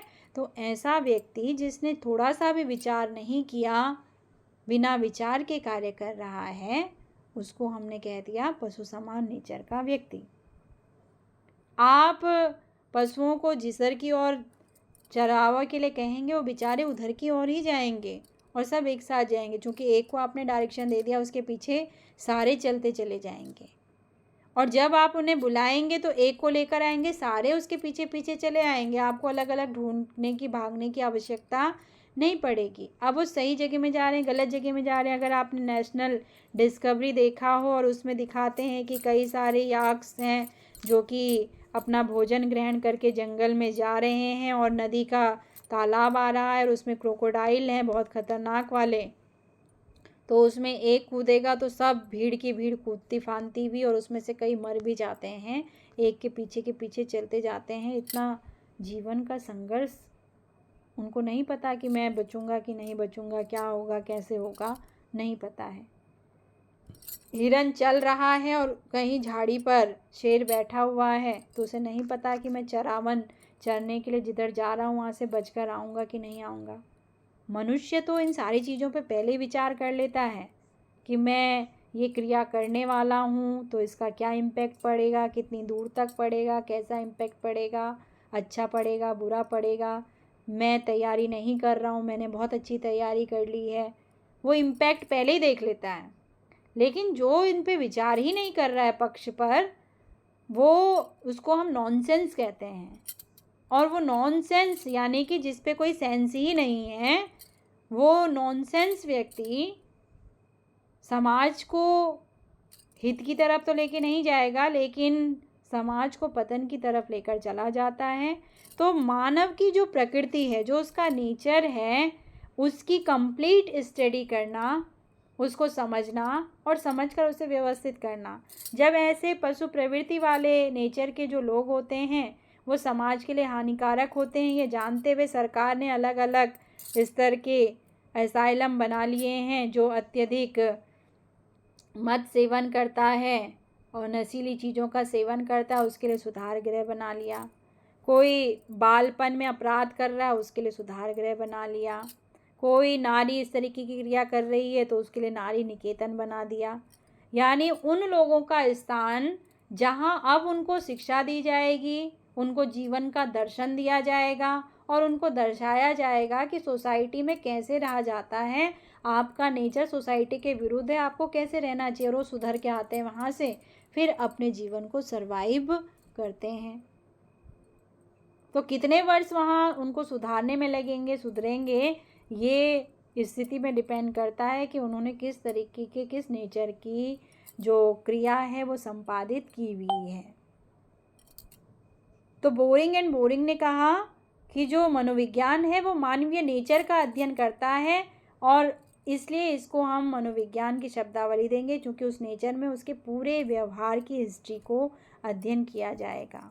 मैकडूगल ने कहा कि इसमें आचरण और व्यवहार का अध्ययन किया जाता है, वो किस तरीके का आचरण कर रहा है और उस आचरण से उसका बिहेव किस तरीके का निर्मित हो रहा है। वो किसी को अहम दिखाता है तो उस अहम को देखने से उसका बिहेव कहीं उसी तरीके का तो नहीं बनता चला जा रहा है, वो सबके साथ उसी तरीके का नेचर तो नहीं करने लगा है, ईगोइस्टिक नेचर। और ये उसकी रियलिटी को प्रदर्शित करने का कार्य करेगा। ये आचरण और व्यवहार का यथार्थ विज्ञान है, जो जैसा है उसको वैसा ही प्रदर्शित कीजिए, उसको अलग आप दिखाई नहीं सकते हैं। रावण इतने ज्ञानी थे, लेकिन उनका ज्ञान उनके अहम के पीछे छुप गया।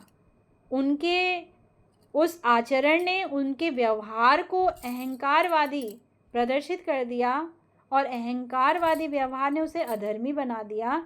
और आज हम उन्हें अगर जानते हैं तो अधर्मी रावण के नाम से ज़्यादा जानते हैं, ना कि ज्ञानी रावण और विद्वान रावण के नाम से। सही है या गलत है? जी मैम, बिल्कुल सही है। हम्म, क्योंकि कहीं ना कहीं उसने आचरण ऐसा किया कि उससे उसका व्यवहार प्रदर्शित होने लगा, और उस व्यवहार की गई क्रिया को ही आज समाज ने एक नाम दे दिया अधर्म। और जो उसका धर्म का कार्य था, उसका ज्ञान, वो ज्ञान कहीं ना कहीं छुप गया उसके पीछे। तो आप कैसा आचरण करते हैं, आपके आचरण से आपके परिवार पे उंगली उठाई जाती है कि कैसे परिवार से आया है, कैसी शिक्षा, कैसा परिवेश, कैसे संस्कार इसको दिए गए हैं। आपके उस पूर्व संस्था को उंगली उठाई जाती है, और जब संस्था पे उंगली उठती है तो उस गुरु पे उंगली उठ जाती है जिसने आपको शिक्षित किया। तो आपको इस तरीके का आचरण नहीं करना है कि जिन्होंने आपको अच्छा ज्ञान दिया था आप उसे भूल गए, लेकिन आपके व्यवहार के दुर्गुण आपके आचरण के माध्यम से व्यवहार में परिलक्षित होने लगे, और आपका वो व्यवहार उन लोगों की मेहनत पे पानी फेर जाए जिन्होंने आपके जीवन के निर्माण में अपना महत्वपूर्ण भूमिका दी है। इसीलिए कभी भी ऐसी क्रिया मत कीजिए कि किसी को भी कहना पड़े कि आप कैसे परिवार से बिलोंग करते हैं, कैसे संस्कार आपको दिए गए हैं, किस तरीके के माता पिता होंगे। वो तो आपको अच्छा ही दे रहे होंगे, क्योंकि कभी कोई माता पिता अपनी संतान को गलत शिक्षा दे ही नहीं सकता है। कोई गुरु अपने शिष्य को गलत ज्ञान दे ही नहीं सकता है, गलत डायरेक्शन दे ही नहीं सकता है। और जो गलत डायरेक्शन दे रहा है, आपको पहचान करनी है ऐसे गुरु की कि भाई वो मेरा गुरु बनने लायक है या नहीं है, वो मुझे डिस्ट्रॉय करना सिखा रहा है। और वर्तमान में ये बहुत ज़्यादा हो रहा है, गुटबाजी। आपको पहचान करनी है कि मैं क्या उसका अंग हूँ, या मुझे ये सब क्रिया में सम्मिलित नहीं होना है। मुझे जीवन का कंस्ट्रक्शन सीखना है, जीवन का विध्वंस करना नहीं सीखना है। मुझे गुणों को सीखना है, गुणों को नहीं सीखना है। तो आपको उन लोगों की पहचान करनी है और उसको अपने व्यवहार में आने देना है या नहीं आने देना है। रावण ने अपने पिता ऋषि विश्वरव को नहीं देखा, बल्कि रावण ने देखा गुरु शुक्राचार्य को कि गुरु शुक्राचार्य क्या कह रहे हैं। उनके पिता इतने विद्वान गुरु थे, अपने विद्वान गुरु की बात को अनदेखा कर कर गुरु शुक्राचार्य और माता के दिशा निर्देश में उनको जो डायरेक्शन देते गए वो उस और बढ़ने पे लगा। तो आपको पहचान भी करनी है कि मेरे जीवन के निर्माण में जो लोग मेरे साथ जुड़े हुए हैं वो मुझे सही डायरेक्शन की तरफ लेके जा रहे हैं या गलत डायरेक्शन की तरफ लेके जा रहे हैं। तो आचरण और व्यवहार ये दोनों वैसे ही प्रदर्शित होंगे जैसे आप इनको प्रदर्शित करेंगे। आर्टिफिशियल कुछ नहीं हो सकता है। गैरिसन और उनके साथ कुछ अन्य साइकोलॉजिस्ट थे, उन्होंने कहा जो मनोविज्ञान है वो प्रत्यक्ष मानवीय व्यवहार, प्रत्यक्ष का अर्थ है आपने कोई रिस्पॉन्स, मैंने क्वेश्चन आपसे किया और उस क्वेश्चन का आंसर आपने किस तरीके से दिया। क्या आपने कंटेंट से जुड़ा हुआ क्वेश्चन मुझसे पूछा, क्या आपने कंटेंट से संबंधित कोई क्वेरी आपके मन में आई, या इतर कोई और आप प्रश्न की ओर घुमाना चाहते हैं क्योंकि कक्षा में आपका मन नहीं लग रहा है और कक्षा को आप भटकाना चाहते हैं, या अपने गुरु को आप मेजर करना चाहते हैं। आपको लगता है कि भाई मैं ही मैं हूँ और गुरु कुछ नहीं है, तो मैं कुछ इस तरीके की बात को यहाँ पे छेड़ूँ जिससे कि डायरेक्शन ही चेंज हो जाए। आपका at present nature, at present behaviour कैसा है किसी चीज़ के रिस्पॉन्स के लिए। तो मैंने आपसे कह रखा है कि पहले कंटेंट को गंभीरता से सुनो और उसका रेलिवेंस यदि सबके लिए औचित्यपूर्ण है तो इस तरीके का प्रश्न ही पूछना, अनावश्यक रूप से अपने को प्रदर्शित करने के लिए कि मैम ने कहा है कि हमें दिखना है, तो दिखने के लिए अनावश्यक ऐसे उलझाने वाले प्रश्न को करने की जिसका कंटेंट से कोई लेना देना नहीं है, या जिसका बीते हुए उससे जो हम पढ़कर आगे बढ़ चुके हैं, बहुत आगे आ चुके हैं, वहाँ आप वापस जा रहे हैं, तो उससे कोई लेना देना कार्य का नहीं है। मैं आपको इंस्ट्रक्शन देती हूँ कि भाई कक्षा में आते ही मैंने कहा सांस्कृतिक कार्यक्रम की फाइल कैसे बनती है उसका वीडियो देखिए, तो आप में से कुछ एक लोगों ने देखा और कुछ ने तो अभी तक देखा तक नहीं। तो मैं तो निर्देश दे चुकी हूँ, मैंने कार्य कर रखा है और आपको कैसे करना है उसके लिए आपको देखना पड़ेगा। और आप नहीं देख रहे हो तो असुविधा आपको होगी, कार्य की अव्यवस्था आपकी होगी, आपको कार्य नहीं आएगा। मैंने आपको कहा कि पीपीटी कैसे मेक करनी है उसका वीडियो आप देखिए, तो कुछ ने देखा, कुछ ने अभी तक देखा ही नहीं। मैंने आपको कहा आपको फीडबैक लिंक कैसे क्रिएट करना है, वो मैं कितने दिन पहले दे चुकी हूँ, उसको मैंने पिनअप भी कर रखा है, लेकिन कितने लोगों ने अभी तक देखा, फीडबैक लिंक को क्रिएट करने की कोशिश की? अभी तक मेरे पास किसी एक का भी बनाया हुआ लिंक नहीं आया कि मैंने उन पॉइंट्स को ऐसे समायोजित किया है। मैम देखिए इसमें पॉइंट्स व्यवस्थित हैं कि नहीं है, इसी तरीके से लिंक शेयर होगा कि नहीं होगा, कोई डिफ़िकल्टी तो नहीं आ रही है। मैं अपनी क्रिया कर रही हूँ, लेकिन आप प्रत्यक्ष रूप से क्या वैसा नेचर कर पाने में समर्थ हो पा रहे हैं? मैं दौड़ रही हूँ, क्या आप मेरे साथ कदम से कदम मिलाकर दौड़ने का प्रयत्न कर पा रहे हैं? तो आपको कदम से कदम मिलाना होगा, तब जाके कोई क्रिया संपादित होगी। तो कैसा नेचर आप कर रहे हैं, वो आपके शिक्षा की धारा और उसके विकास को प्रदर्शित करने का कार्य करेगी। इस रूप में अगर हम देखें कि शिक्षा ने मनोविज्ञान के लिए और मनोविज्ञान ने शिक्षा के लिए क्या किया और कैसे करती है, क्यों इन दोनों को जोड़कर पढ़ने की आदत है, पढ़ने की ज़रूरत है शिक्षा मनोविज्ञान के रूप में, तो हमें जानना ज़रूरी है कि शिक्षा इसके लिए क्या कर रही है और ये शिक्षा के लिए क्या कर रहा है। इसके लिए इनके अंतर को देखना और इनके प्रभाव का अध्ययन करना आवश्यक है। पहले देखते हैं मनोविज्ञान का शिक्षा पे क्या इम्पैक्ट पड़ता है, इसने क्या किया शिक्षा के लिए। मनोविज्ञान एक ऐसा विषय है जो ये बताता है कि शिक्षा के उद्देश्य स्तर के अनुसार कैसे होने चाहिए। प्राइमरी के लिए कैसे होंगे, सेकेंडरी के लिए कैसे होंगे, हायर के लिए कैसे होंगे, ये मनोविज्ञान आपको निर्देश देगा, तभी आप इनको निर्मित कर सकते हैं, अदरवाइज नहीं।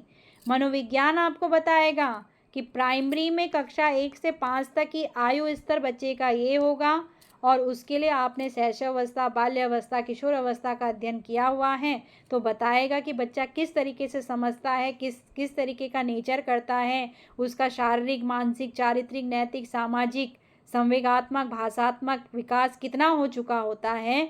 उसी हिसाब को ध्यान में रखकर आप प्राइमरी के लिए सिलेबस क्रिएट कर सकते हैं, उसके ऑब्जेक्टिव क्रिएट कर सकते हैं। तो मनोविज्ञान की विशेषता शिक्षा के उद्देश्यों के निर्माण में अति महत्वपूर्ण है। अगर मनोविज्ञान नहीं होगा तो हम शिक्षा के उद्देश्यों का निर्माण भी नहीं कर सकते हैं। काल कर्म के अनुसार वैदिक काल के शिक्षा के उद्देश्य, बौद्ध काल के शिक्षा के उद्देश्य, मुस्लिम काल के, ब्रिटिश काल के, स्वतंत्रता के और वर्तमान के शिक्षा के उद्देश्यों का इन कंटेम्पररी इंडियन एजुकेशन के अंतर्गत समसामयिक भारतीय शिक्षा का अध्ययन जब आप करेंगे तो आप देखेंगे वैदिक काल के शिक्षा के उद्देश्य कुछ अलग थे, क्योंकि उस समय समाज का मनोविज्ञान अलग था।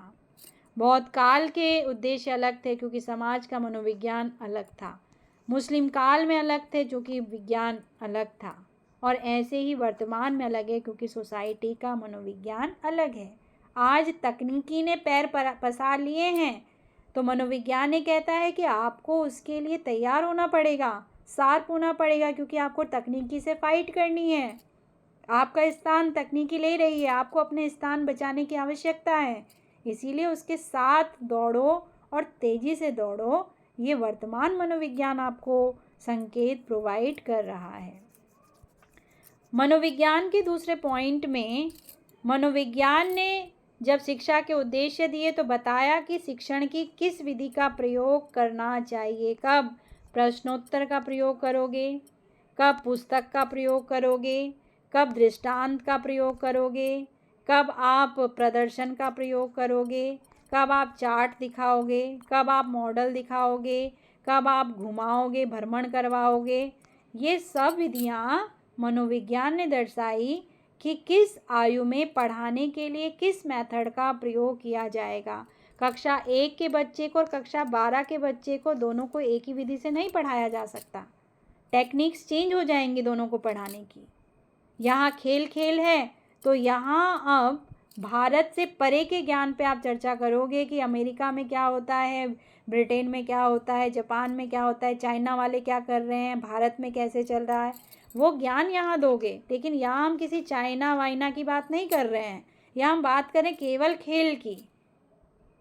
आउटडोर गेम है या इंडोर गेम है या मोटोर गेम है, तो इस आयु में सबसे ज़्यादा मोटोर लेवल के यानी कि मांसपेशियों को एक्टिव करने वाले खेलों को ज़्यादा खिलाया जाता है, जिससे कि बच्चे के शारीरिक सुदृढ़ता उसमें आए और उसमें मांसपेशियों का विकास सुदृढ़ता के साथ में हो सके। तो विधि चेंज हो जाएगी शिक्षण की। मनोविज्ञान ने शिक्षा को एक कॉन्सेप्ट दिया। शिक्षा क्या है, मैंने पहला ही प्रश्न आपसे किया था और हमने उसमें 4 प्रश्न बना डाले, क्या, क्यों, कैसे, कब, जिसमें आज प्रीतम ने बहुत अच्छा अपना जो वक्तव्य था वो प्रस्तुत किया, उसी को बेस बनाकर।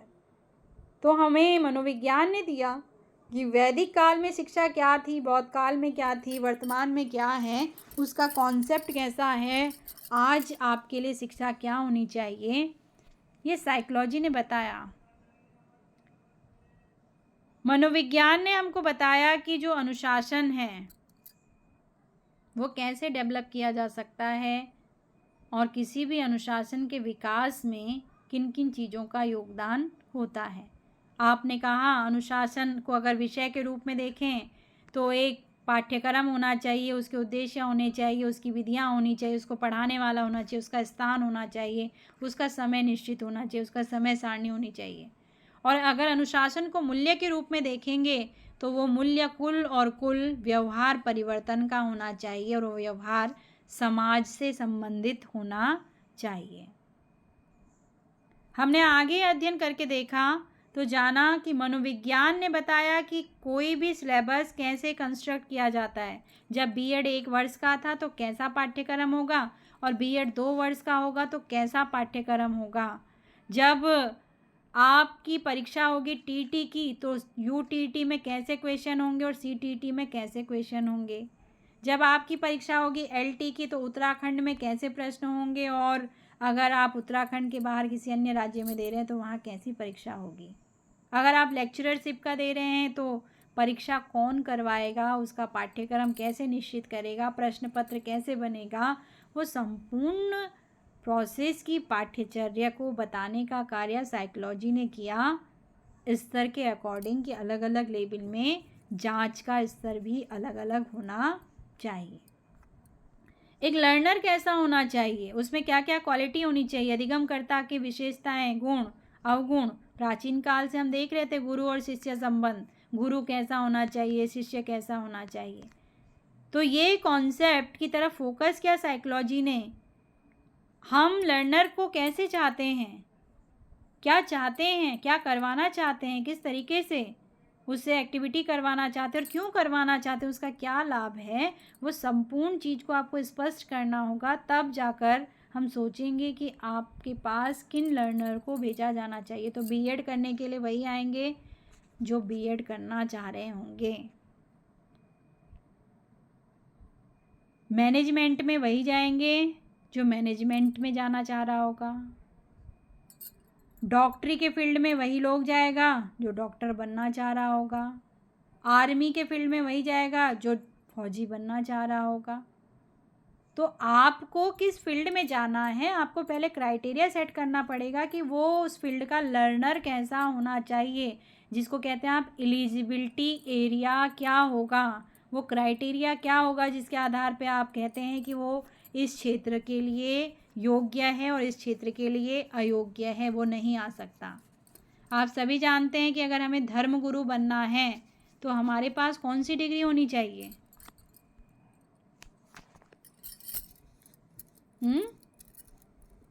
धर्मगुरु बनने के लिए शास्त्रीय व कर्मकांड का डिप्लोमा, शास्त्रीय व कर्मकांड का डिप्लोमा। तो क्या वहाँ बीएड की आवश्यकता है? नहीं है ना, क्योंकि आपको वहाँ पर वो क्रियाएं करनी है, इसीलिए उसी डिग्री की आवश्यकता है, एलिजिबिलिटी वही है। तो उन्होंने कहा शिक्षार्थी में ये क्वालिटी होनी चाहिए, तभी हम उसको यहाँ प्रवेश दे पाएंगे। तो ये बताने वाला भी साइकोलॉजी ही है क्योंकि साइकोलॉजी ने व्यक्ति की इतनी डीप स्टडी कर ली कि वो बता रहा है कि इस व्यक्ति को इस नेचर में फिट किया जा सकता है, इसमें लिया जा सकता है। आज ही न्यूज़पेपर में मैं पढ़ रही थी कि सरकार ने एक नई मुहिम चलाई है। जैसे जनसंख्या के लिए जनगणना हुआ करती थी, वैसे ही कौशल के लिए भी जनगणना हो रही है। कौशल जनगणना उसको नाम दिया गया है। और इसमें मान लीजिए वो जनगणना करने वाले आपके पास आएंगे तो आपको पूछेंगे आपके अंदर कौन कौन सी क्वालिटी है बताइए। क्या आप फिटिंग करना जानते हैं? आपने कहा यस। क्या आप टेलरिंग का काम करना जानते हैं? यस। आपने कहा स्विमिंग का काम जानते हैं? यस। तो अगर आप में बहुत सारी जगह पे आपने टिक कर लिया, इसका अर्थ है मल्टी टैलेंटेड व्यक्ति है, कौशल है, इसके लिए कैरियर के ये अपॉर्चुनिटी के द्वार खोले जा सकते हैं। अब वो आपको पूछेंगे कि इसकी डिग्री, इसका डिप्लोमा, इसका सर्टिफिकेट है आपके पास, तो आपको उस कौशल के लिए उसके सर्टिफिकेट को भी प्रोवाइड करना होगा। फिर वो एम्प्लॉयमेंट ऑफिस से कोलैबोरेशन करेंगे। एम्प्लॉयमेंट ऑफिस ये निर्धारित करेगी कितने लोग कितने कौशल को जानने वाले हैं और उनके लिए नौकरी के द्वार कहाँ कहाँ किस क्षेत्र में खोले जा सकते हैं। तो केवल सरकार कौशल बढ़ाओ, कौशल विकास कार्यक्रम को नहीं करवा रही, बल्कि उसका कुछ और कॉन्सेप्ट होगा और उसमें से उन लोगों को छाट देंगे जो मल्टी टैलेंटेड, मल्टी डायनामिक होगा। अब हमको विचार करने की आवश्यकता है कि मेरे अंदर कौन कौन सा कौशल है, और अगर नहीं है तो अभी भी समय है, हमें अपने अंदर उन कौशलों को विकसित करने की आवश्यकता है। सर्टिफिकेट, डिप्लोमा लेने की आवश्यकता है, जिससे कि भविष्य में अगर कोई ऐसी चीज़ होती है तो हम उस क्षेत्र में अपने लिए रोजगार डेवलप कर सकें। उन तरीकों को ढूंढने की आवश्यकता है। शिक्षक कैसा होना चाहिए? तो मैंने आपको कहा वर्तमान का शिक्षक रचनावादी होना चाहिए। अब रचनावाद क्या है? अर्थात वो केवल पुस्तकीय ज्ञान पे नहीं आधारित होना चाहिए, उस ज्ञान को प्रैक्टिकल भी होना चाहिए। और वो केवल पुस्तक में लाइन को वैसे ही पढ़ के ना बता दे, बल्कि उस लाइन को प्रयोग के साथ में विद्यार्थियों से प्रयोग करके उनको स्थायी करने का हुनर उसके अंदर होना चाहिए।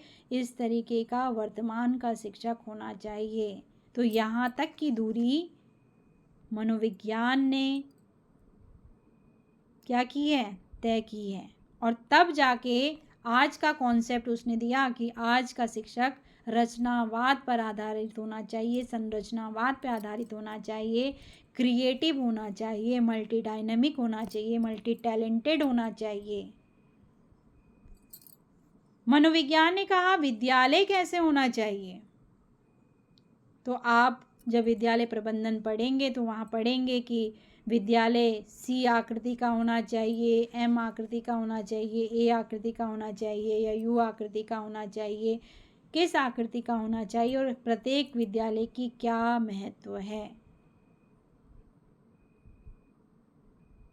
तो विद्यालय कैसा बनना चाहिए, उसमें क्या क्या चीज़ होनी चाहिए, कौन सी सुविधाएं होनी चाहिए, ये साइकोलॉजी ने हमको कॉन्सेप्ट दिया।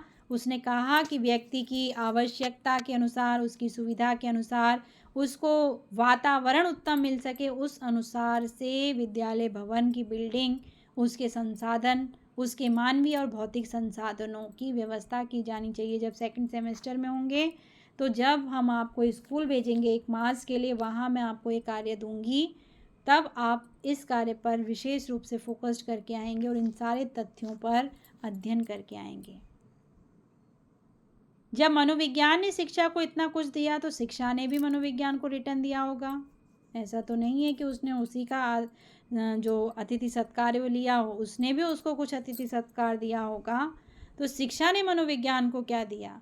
मनोविज्ञान ने जो ज्ञान दिया, शिक्षा ने उसे सुरक्षित रखने का काम किया, उसको स्टोर किया किताबों के आधार पर, उसको स्टोर किया टेक्नोलॉजी के आधार पर, ताकि अगली पीढ़ी उससे ज्ञान अर्जित कर सके।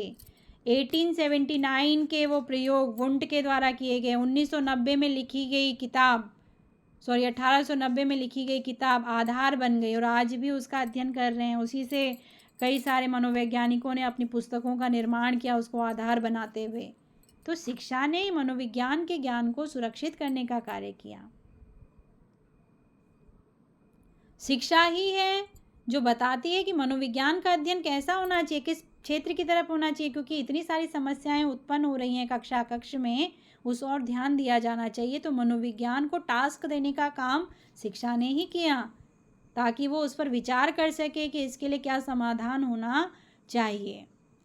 शिक्षा द्वारा ही मनोविज्ञान को कंटेंट दिया जाता है और उस कंटेंट को ग्रोथ दी जाती है शिक्षा के द्वारा।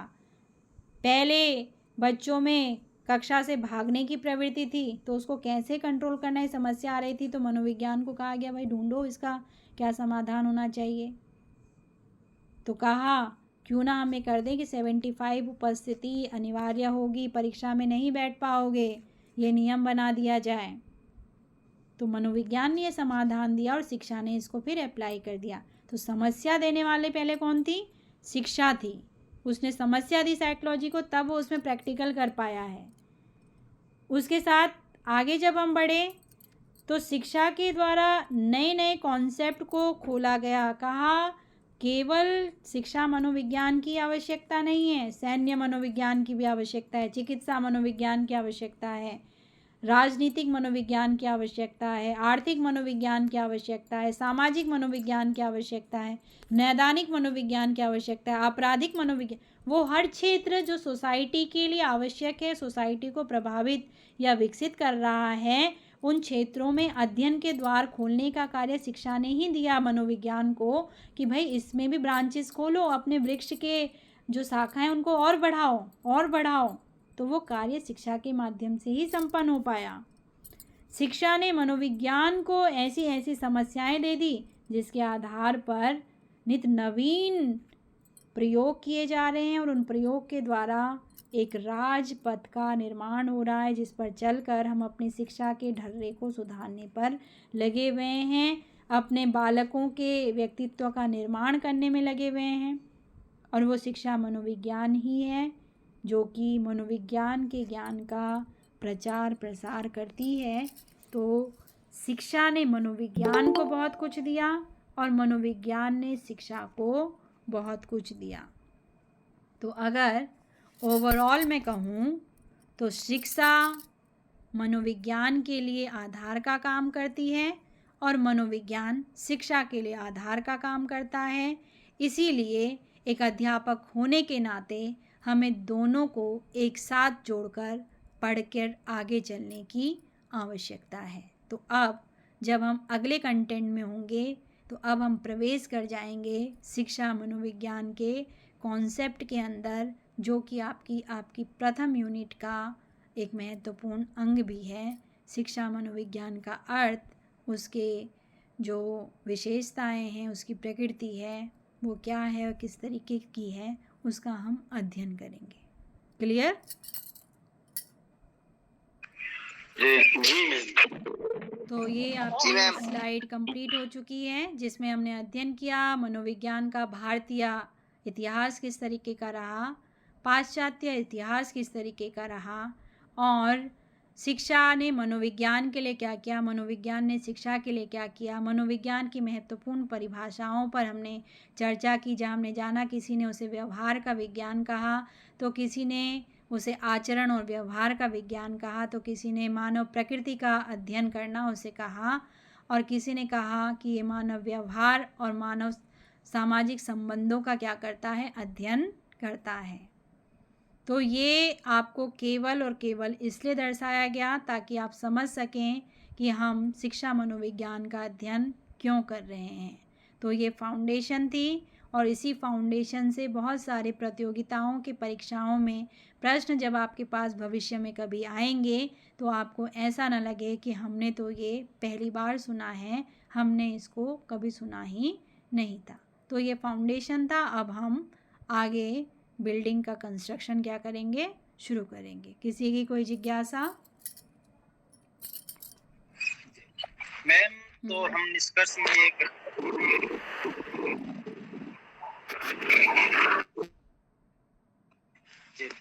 निष्कर्ष में हम ये कह सकते हैं मैम कि शिक्षा मनोविज्ञान और शिक्षा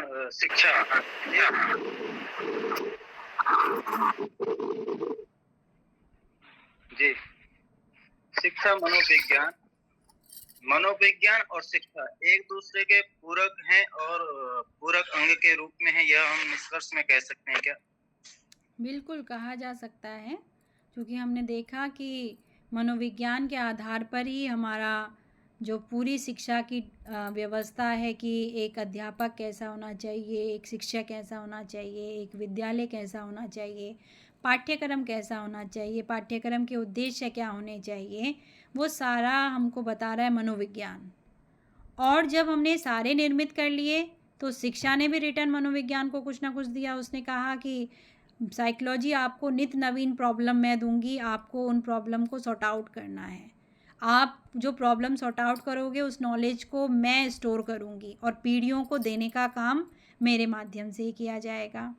शिक्षा ने उसको कहा कि आप जो भी कार्य करोगे उस कार्य का जो भी पुट निकलेगा, फिर वो अच्छा होगा या बुरा होगा, उसको फाइंड करने का कार्य मेरा होगा। शिक्षा ने कहा कि आप के जो भी टेक्निक्स होंगे, जो भी मेथड्स आप डेवलप करोगे, उसे मैं अप्लाई करवाऊंगी कि किस स्तर पर किस तरीके का टेक्निक्स यूज होना चाहिए, मेथड्स यूज होने चाहिए।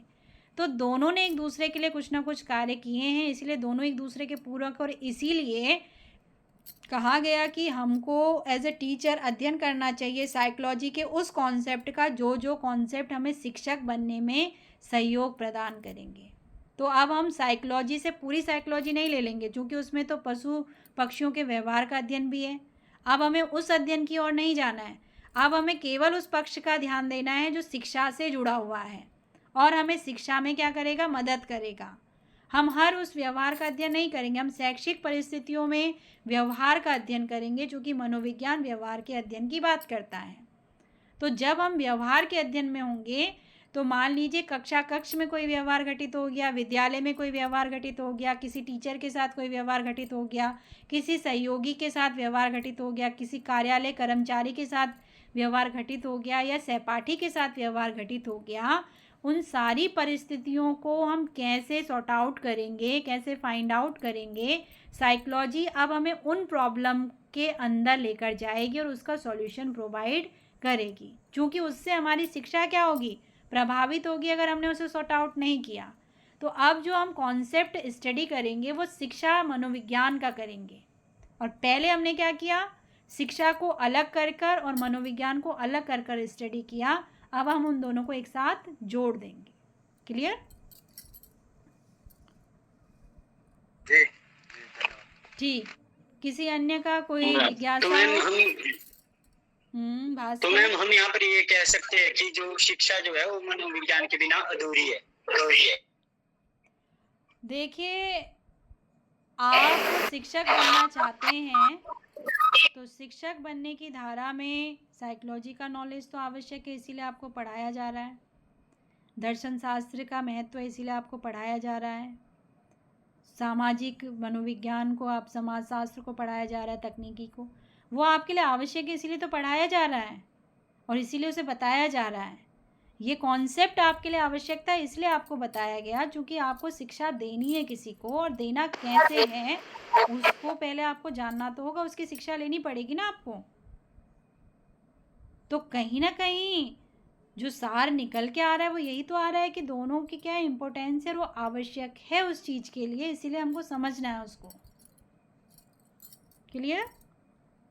हाँ भास्कर, आप भी कुछ कह रहे थे? नहीं मैम।